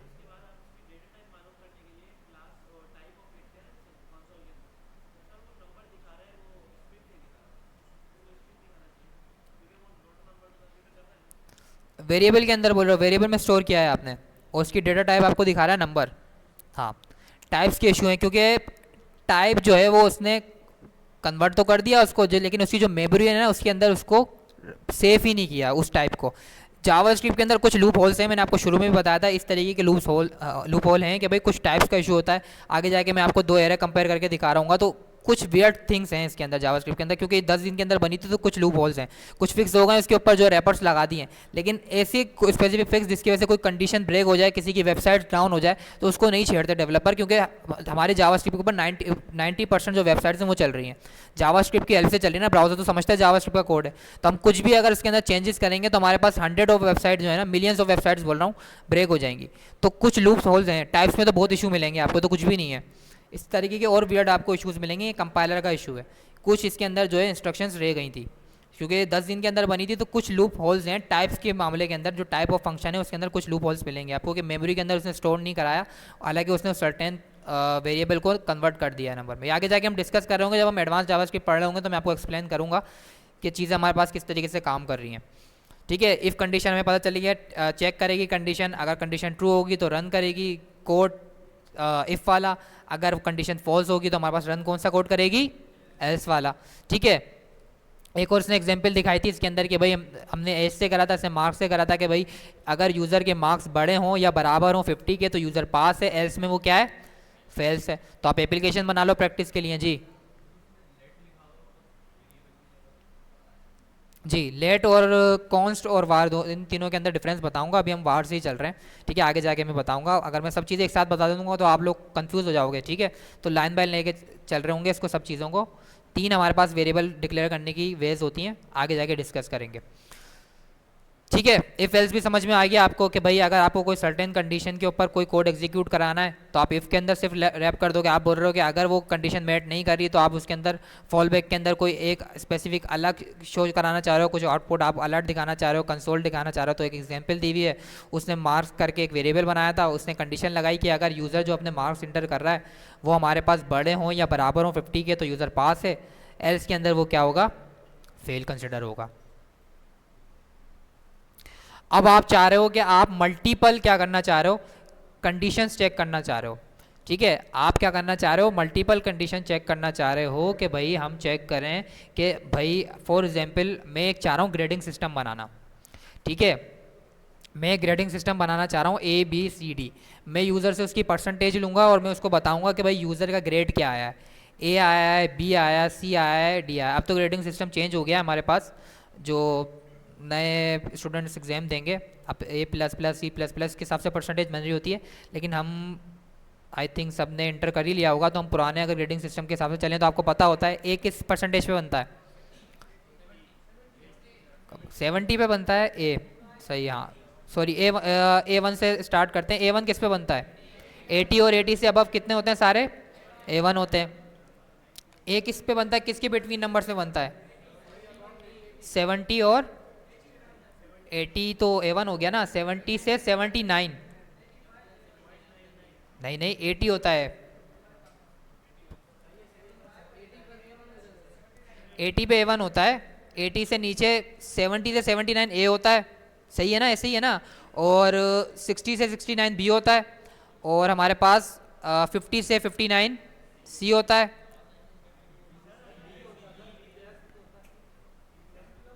वो नए ग्रेडिंग सिस्टम में होता है, पुराने में नहीं होता था ऐसा कुछ, ABCD होता था। सही है, सही, वो बना लेते हैं ना। ठीक है, लाइन बाय लाइन। अब आप इस तरीके का कोई कॉम्प्लेक्स कंडीशंस चेक करना चाह रहे हो तो अब आप इफ एल्स से क्या करोगे, इफ एल्स तो हमें सिर्फ अगर वो ट्रू होगा तो specific block of code execute कर देगा, अगर फॉल्स होगा तो फॉल्स पे कर देगा। दो सर्टेन कंडीशन पे चल रहा है, या तो वेदर ट्रू हो या तो वेदर फॉल्स हो। ठीक है, अब हम चाह रहे हैं कि हम मल्टीपल ट्रू कंडीशंस को मैनेज करना चाह रहे हैं। हाँ भाई ये ट्रू है, नहीं है, चेक करो, ये ट्रू है, नहीं है, चेक करो, ये ट्रू है, नहीं है। अब इनमें से तीनों कंडीशंस ट्रू नहीं है तो अब आपको क्या चलाना है, एल्स चलाना है। लास्ट में आपको एल्स चलाना है। आपको एक कंडीशन नहीं, आपको 3-4 दफ़ा सर्टेन कंडीशन को चेक करना है कि भाई 3-4 सर्टेन कंडीशन चेक करनी है। पहला चेक करना है कि भाई ये ट्रू है, नहीं है तो आप अब ये चेक करनी है सर्टेन कंडीशन, ये ट्रू है, क्या पता नहीं ये भी नहीं है। और अगर थर्ड वाली कंडीशन ट्रू हो जाएगी तो वो सर्टेन ब्लॉक ऑफ कोड चला देगा। अगर तीनों ट्रू नहीं है तो हमारे पास क्या चला देगा, एल्स चला देगा। जैसे एग्जाम्पल के अंदर अगर हम देखें तो उसने क्या किया, एक टेम्परेचर का वेरिएबल बनाया, उसने कंडीशन लगाई कि भाई अगर मेरा टेम्परेचर क्या बोल रहा है, ये टेम्परेचर क्या हो मेरा 40 से अबव हो, 40 से अगर मेरा टेम्परेचर बड़ा हो तो मेरे पास क्या आएगा, 2 हॉट आएगा। और अगर मेरे पास टेम्परेचर 25 से बड़ा हो तो मेरे पास क्या आएगा, वार्म आएगा। एल्स में मेरे पास क्या आएगा, अब क्या आएगा आउटपुट, 35 बड़ा है 25 से, तो मेरे पास क्या आएगा, वार्म आएगा। समझ में आया फेल्स, एल्स इफ ओ किस तरीके से, अब इसको हम किस तरीके से मैनेज कर सकते हैं, इसका जो हमारे पास कोड आउटपुट होता है वो इस तरीके से होता है कि भाई आपने एक सर्टेन कंडीशन लिखी, अब आप बोल रहे हो कि कोड मेरा एल्स में नहीं जाए, ये कंडीशन चेक करो, अगर ये कंडीशन मेट कर रही है, अगर टेम्परेचर बड़ा है 40 से, अब 35 40 से बड़ा था नहीं था, तो 35 40 से बड़ा था नहीं था ना, तो उसने कंसोल टू हॉट वाला नहीं चलाएगा कि भाई ये कंसोल में स्किप कर दूंगा। अगर हम सिर्फ इसको इफ एल्स में मैनेज कर रहे होते तो मेरे पास एल्स के अंदर क्या चलता, कोल्ड चलता हमेशा। अब मैं चाह रहा हूँ कि मल्टीपल कंडीशन हैंडल करो, आप 3-4 कंडीशन चेक कर लो कि अगर तीनों चारों में से कोई भी हमारे पास कंडीशन ट्रू है ना, तो वो स्पेसिफिक ब्लॉक ऑफ कोड चला दो, अगर तीनों चारों में से कुछ भी ट्रू नहीं है तो हमारे पास क्या चल जाएगा, एल्स चल जाएगा। तो मैंने बोला कि भाई अगर टेम्परेचर बड़ा है 40 से तो आप क्या चलाओ, console dot log to hot, अगर नहीं है ठीक है, उसने फिर मैंने बोला एल्स इफ, अब दोबारा चेक करो, एल्स में मत जाओ, दोबारा चेक करो टेम्परेचर कहीं बढ़ा तो नहीं है 25 से, अगर टेम्परेचर 25 से बड़ा है तो आप वार्म चला दो, अगर ये सर्टेन कंडीशन भी मेट नहीं करती तो फिर आप एल्स चला दो कि भाई कोल्ड डिफॉल्ट के अंदर। अब हमारे पास कोई भी नंबर आए, फॉर एग्जाम्पल हमारे पास 60 आए, फॉर एग्जाम्पल हमारे पास 2 आए, 3 आए, तो हमारे पास हमेशा क्या चलेगा, कोल्ड चलेगा। तो मैंने इस कंडीशंस को और जो है वो एक्सट्रैक्ट और स्पेसिफिक जो है इसको बढ़ा दिया इस कंडीशंस को कि भाई मैं चाह रहा हूँ कि मैं मल्टीपल कंडीशंस को चेक करना चाह रहा हूँ। टेम्परेचर हमारे पास मल्टीपल इनपुट्स आ सकते हैं, मल्टीपल कंडीशंस ट्रू हो सकती हैं, तो आप ये नहीं करो कि एक कंडीशन चेक करो, अगर कंडीशन मेट कर रही है तो ट्रू चलाओ, एल्स में फॉल्स चलाओ।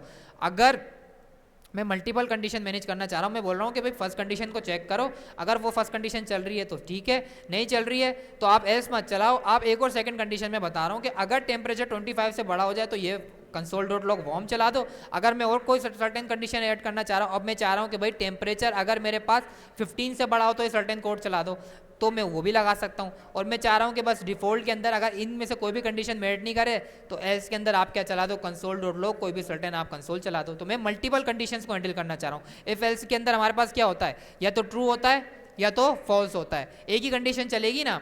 लेकिन इफ एल्स और एल्स इफ के अंदर हमारे पास क्या होता है, हम मल्टीपल कंडीशंस बना सकते हैं। हम चाहते हैं कि भाई हम यूज़र से मल्टीपल इफ ले सकें कि भाई अगर ये हो नहीं है ये चेक करो, अगर ये नहीं है तो ये चेक करो, अगर इनमें से कुछ भी नहीं है तो आपको हमें एंड में क्या चलाना है, एंड में तो आपको एल्स ही चलाना है।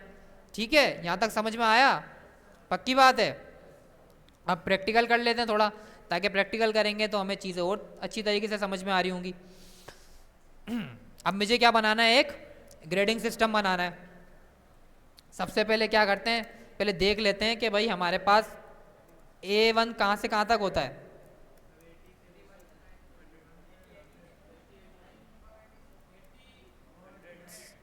एटी से लेकर हमारे पास 100 या उससे अबव, उससे अबव तो परसेंटेज ही नहीं होती है। ठीक है, तो और ए कब होता है हमारे पास 70 से लेकर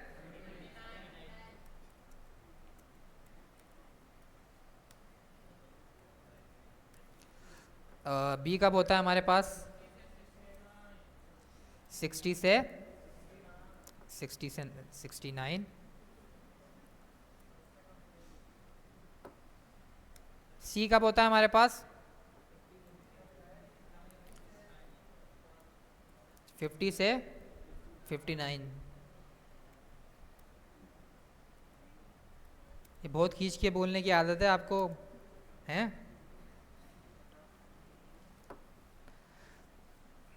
अच्छा, उसके बाद डी कब होता है हमारे पास, मतलब जब फेल ही कर देते हैं इसको, चलें फेल कर देते हैं, बस फेल हो गया ये। अच्छा, तो फेल हम करते हैं 50 से कम जो भी होगा हमारे पास वो क्या होगा, फेल होगा, लेस देन 50। तो अब हमें क्या बनानी है, एक कॉम्प्लेक्स कंडीशन बनानी है। इसके अंदर क्या होगा कि हमारे पास ऑपरेटर्स भी समझ जाओगे कि कौन कौन से एक्स्ट्रा ऑपरेटर्स यूज़ हो रहे हैं, और आपको इससे इफ़ एल्स इफ भी समझ में आ जाएगा। तो मैं सबसे पहले अभी हमें क्या अचीव करना है, अभी सबसे पहले तो क्या करना है, यूज़र से क्या लेना है, इनपुट लेना है। तो एक वेरिएबल बना लूँ, क्या नाम रखूँ उस वेरिएबल का, क्या सजेस्ट करेंगे आप लोग? हम तो परसेंटेज ले रहे हैं ना, उसके बिहाफ के ऊपर ग्रेडिंग बना रहे हैं। ग्रेड तो हम आउटपुट में दे रहे हैं ना। ठीक है, मैंने बोला वॉर परसेंटेज, अब क्या लिखूंगा, प्रॉम्प्ट लिखूंगा। प्रॉम्प्ट क्या होता है हमारे पास, जैसे हमें पता है कि भाई एक हमारे पास प्री बिल्ट फंक्शन है जो हम इनपुट गेट करने के लिए यूज़र से यूज़ करते हैं, ये हमेशा हमें रिटर्न करेगा वो वैल्यू जो यूज़र ने इनपुट के अंदर दी है। तो मैं बोलता हूँ enter your percentage, enter your percentage.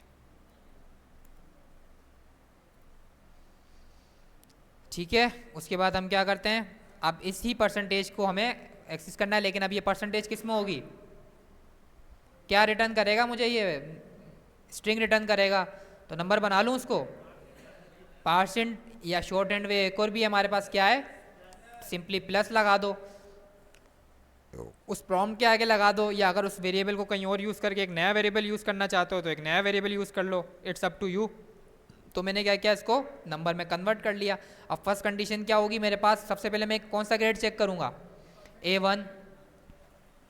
A1 check करने के लिए भाई A1 क्या होगा, अगर मेरा जो परसेंटेज है वो क्या हो, बड़ी हो किससे, 80 से,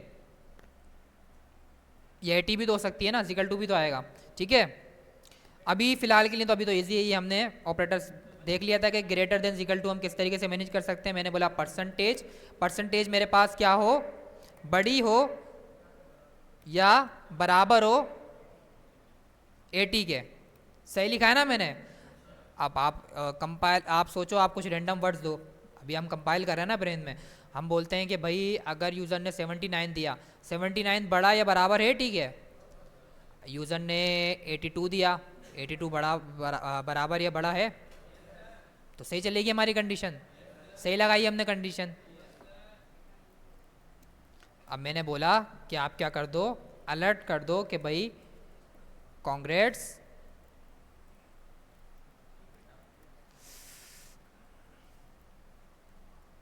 कॉन्ग्रेट्स यू आर पास, तो वो हो गया भाई, लेकिन A1 आया है वो, ठीक है, योर ग्रेड इज A1। ठीक है, अब मैं चाह रहा हूँ कि सही है, ये वाली कंडीशन मेरी सही चलेगी। अब मैं चाह रहा हूँ कि अगर कोई यूज़र हो जिसने क्या की हो, वैल्यू 70 या 79 के बिटवीन दी हो, अब इसके अंदर कितनी कंडीशन चेक होंगी, कितनी कंडीशन चेक हो रही हैं इसके अंदर, 2 कंडीशन चेक हो रही हैं। अब आप बोल रहे हो कि सर आपको 2 वैल्यू कंपेयर करनी है, आपको 2 स्पेसिफिक ऑपरेटर चेक करने हैं, ठीक है, तो आप क्या यूज़ करोगे, आपको डबल कंडीशन चेक करनी है कि मेरे पास जो है वो 2 कंडीशन ट्रू हों, साइड वाली भी जो हमारे पास राइट वाली है वो भी हो, लेफ्ट वाली, दोनों मेरे पास कंडीशन ट्रू हो। तो आप उसके लिए क्या करोगे, अब आपको 2 कंडीशन चेक करनी है। पहले तो हम सिंगल कंडीशन पे काम कर रहे थे, अब हमें 2 कंडीशन कौन कौन सी चेक करनी है, पहले ये बताओ मुझे चेक करना है कि क्या चेक करना है मुझे, हाँ बताओ। एल्स इफ के ऊपर मुझे परसेंटेज की बिटवीन रेंजेस क्या हैं, 79, तो मेरे को चेक करना है कि भाई परसेंटेज या तो बराबर हो या तो हमारे पास क्या हो, बड़ी हो 70 से। जी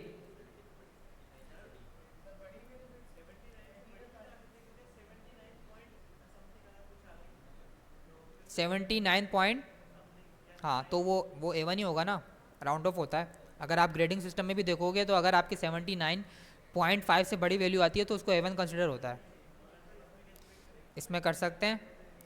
अच्छा फिलहाल के लिए लॉजिकल ऑपरेटर्स, फिर अभी 3 मिनट रह गए, लॉजिकल ऑपरेटर्स मैं आपको फिर नेक्स्ट क्लास के अंदर और अच्छी तरीके से समझाऊंगा। लॉजिकल ऑपरेटर्स के बगैर भी कर सकते हैं। मैंने बोला कि भाई परसेंटेज बड़ी हो या बराबर हो किसके, 80 के, तो मेरे पास क्या आ जाए, congrats you are grade is A1। अब मैं बोलता हूँ कि एल्स इफ, ठीक है, अगर ये हो तो ठीक है चला दो, नहीं हो तो फिर एक काम करो, एक सर्टेन कंडीशन जो है ना वो और चेक कर लो। उसका सिंटेक्स क्या है, एल्स लगाओगे, एल्स के बाद स्पेस के बाद इफ लगाओगे, सेम बिग ब्रैकेट दोगे, कर्ली ब्रैकेट के अंदर सर्टेन कंडीशन को रखोगे जो एग्जीक्यूट करना चाहते हो। मैंने बोला कि भाई अगर मेरी परसेंटेज बड़ी हो या बराबर हो, अब क्या लगाऊंगा मैं, 70,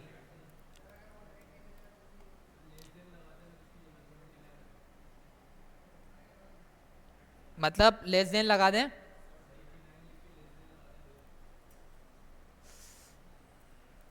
ऐसे कह रहे हो, आप बोल रहे हो कि परसेंटेज क्या हो, 70% से बड़ा हो, मतलब अगर आपके पास फॉर एग्जाम्पल यूज़र ने आपको दिया 80 तो फर्स्ट वाला चल जाएगा।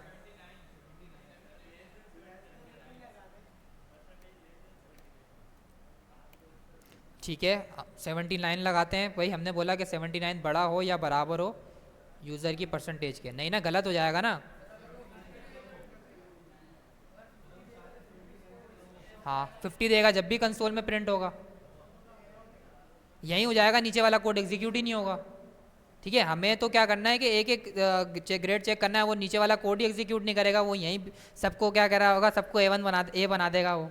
ठीक है, तो मुझे बोल रहा है कि भाई क्या हो अगर परसेंटेज बड़ी हो या बराबर हो 79 के, मेरी जो सर्टेन परसेंटेज है अब वो या तो बड़ी हो या बराबर हो 79 के, क्योंकि ये कोड तो चला नहीं, तो ये तो हमें पता चल गया है कि यूज़र की जो परसेंटेज है वो क्या है 80 से तो कम है। जब भी अगर 80 से ज़्यादा होती ये ब्लॉक ऑफ कोड चल जाता ना, चल जाता ये कोड, तो हमें पता है कि भाई यूज़र की एज अब 18 जो हमारे पास 80 से तो कम है, तो मैंने बोला कि भाई अगर यूज़र की एज बड़ी हो या बराबर हो 79 के तो अब अलर्ट आ जाए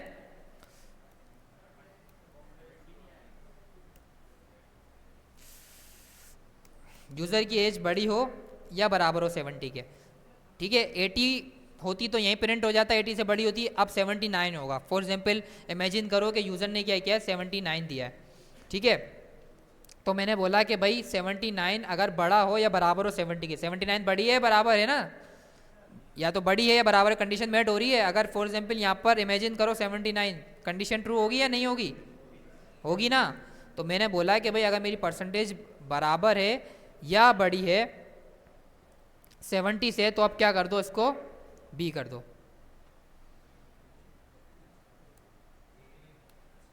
सॉरी ए कर दो।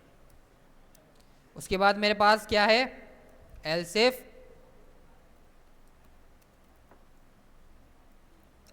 अब हमारे को क्या चेक करनी है बी। तो बी के लिए हमारे पास क्या कंपैरिजन है कि मेरी परसेंटेज अगर मेरी 60 परसेंटेज बड़ी हो 60 से, ठीक है, या बराबर हो 60 के, तो अब इसको क्या कर दो बी कर दो। तो मैंने बोला अलर्ट बी। ठीक है, अब मैं बोलता हूं कि अगर मेरी परसेंटेज, लास्ट वाला हमारा सी के लिए क्या था कंपैरिजन कि किसके दरमियान होनी चाहिए 50 या 59 के, तो मैं बोलता हूं कि भाई अगर मेरी परसेंटेज बराबर हो या बड़ी हो 50 से तो अब आप क्या प्रिंट कर दो, अलर्ट प्रिंट कर दो सी। अब मुझे क्या करना है, मैं चाह रहा हूँ कि बस ये कंडीशन मेट करनी है तो ये सर्टेन ग्रेड असाइन कर दो, वरना आप फेल कंसिडर करो। तो मैं क्या लगाऊंगा सिंपल, अब मुझे कोई कंडीशन लगाने की ज़रूरत है नहीं है। मैं बोल रहा हूँ कि भाई सही है, ये सारी कंडीशन चेक कर लो, अगर ये सारी ही फॉल्स हो जाएं तो आप एक काम करो, आप बोल दो कि भाई नेक्स्ट टाइम ट्राई करना, आप क्या हो फेल हो, यू आर फेल्ड। ठीक है, कोड एग्जीक्यूट करने से पहले देख लेते हैं कि भाई हमने क्या किया है। हमें एक ग्रेडिंग सिस्टम बनाना था। ठीक है, अब हम क्या करते हैं भाई, सबसे अच्छा वे ये है लॉजिक को याद करने का कि भाई आप समझो, आप रैंडम जो है ना इसके अंदर इनपुट दो। आप इमेजिन करो कि आप कुछ रैंडम इनपुट दे रहे हो, तो मैंने बोला कि भाई मैं अब कितने मेरे पास केसेस हैं, टेस्ट केसेस हैं, ए भी आ सकता है, मैं ए भी चेक करूंगा, बी भी चेक करूंगा, सी भी चेक करूंगा और फेल भी चेक करूंगा। तो मैं चारों इनपुट लगा के देखता हूँ, अपनी इमेजिनेशन देखता हूँ कि भाई हाँ ये सर्टेन मेरे पास कंडीशन सही काम कर रही है या नहीं कर रही। अब मैं स्टार्ट करता हूँ ए से। ठीक है, मुझे ए चाहिए, तो मैं इनपुट में क्या दूंगा 70 और 79 के दरमियान कोई वैल्यू दूंगा। मैंने इमेजिन किया कि यूज़र ने क्या इनपुट दिया है 78, यूज़र ने इनपुट क्या दिया है 78। आप दिमाग में बिठा लो कि यूज़र ने इनपुट दिया है 78, क्या 78 बड़ा या बराबर है 80 के, नहीं है ना, कंडीशन स्किप हो गई। अब वो बोल रहा है कि भाई क्या 78 बड़ा या बराबर है 70 के, है, तो क्या ग्रेड आ गया हमारे पास ए आ गया। अब मैं चेक करता हूँ कि भाई मुझे चेक करना है सी, तो यूज़र ने मुझे नंबर दिया 50 और 59 के दरमियान 56।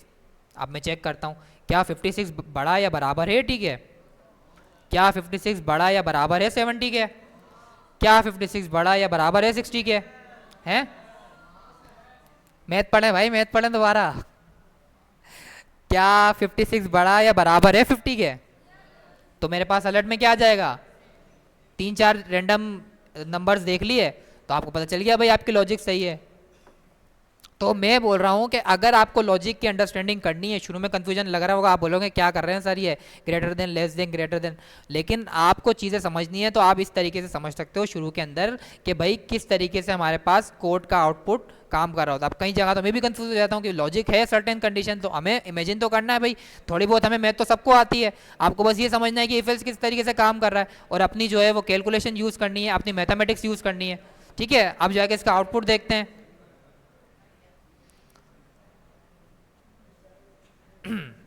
क्या रखूं?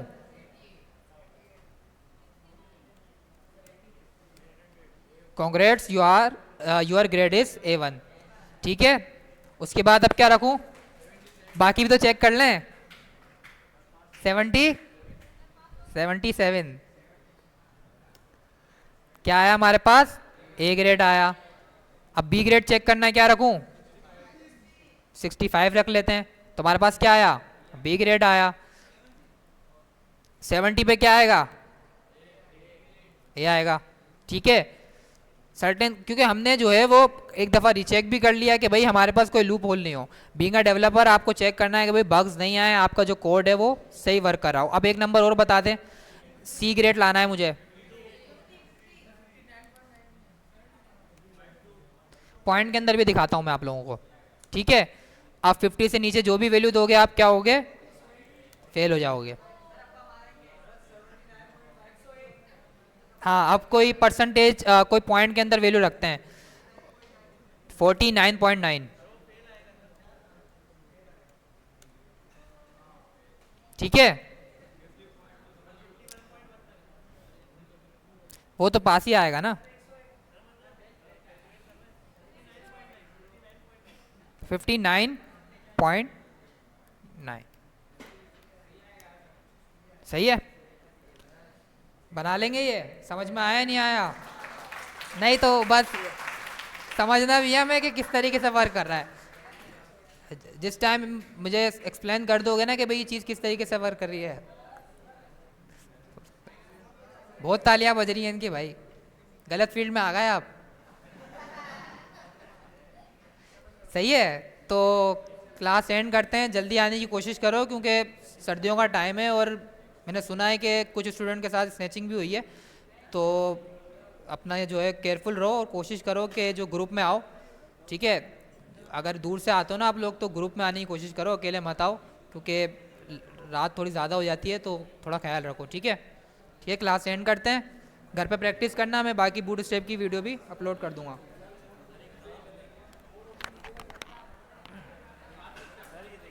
मैं एयरपोर्ट शेयर पे रख रहा हूँ।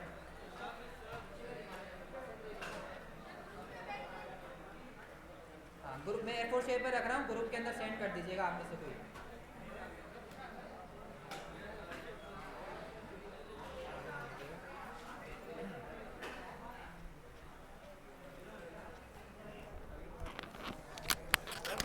जी, ये मैंने टाइप ऑफ मालूम की थी, वो नंबर बता रहा है।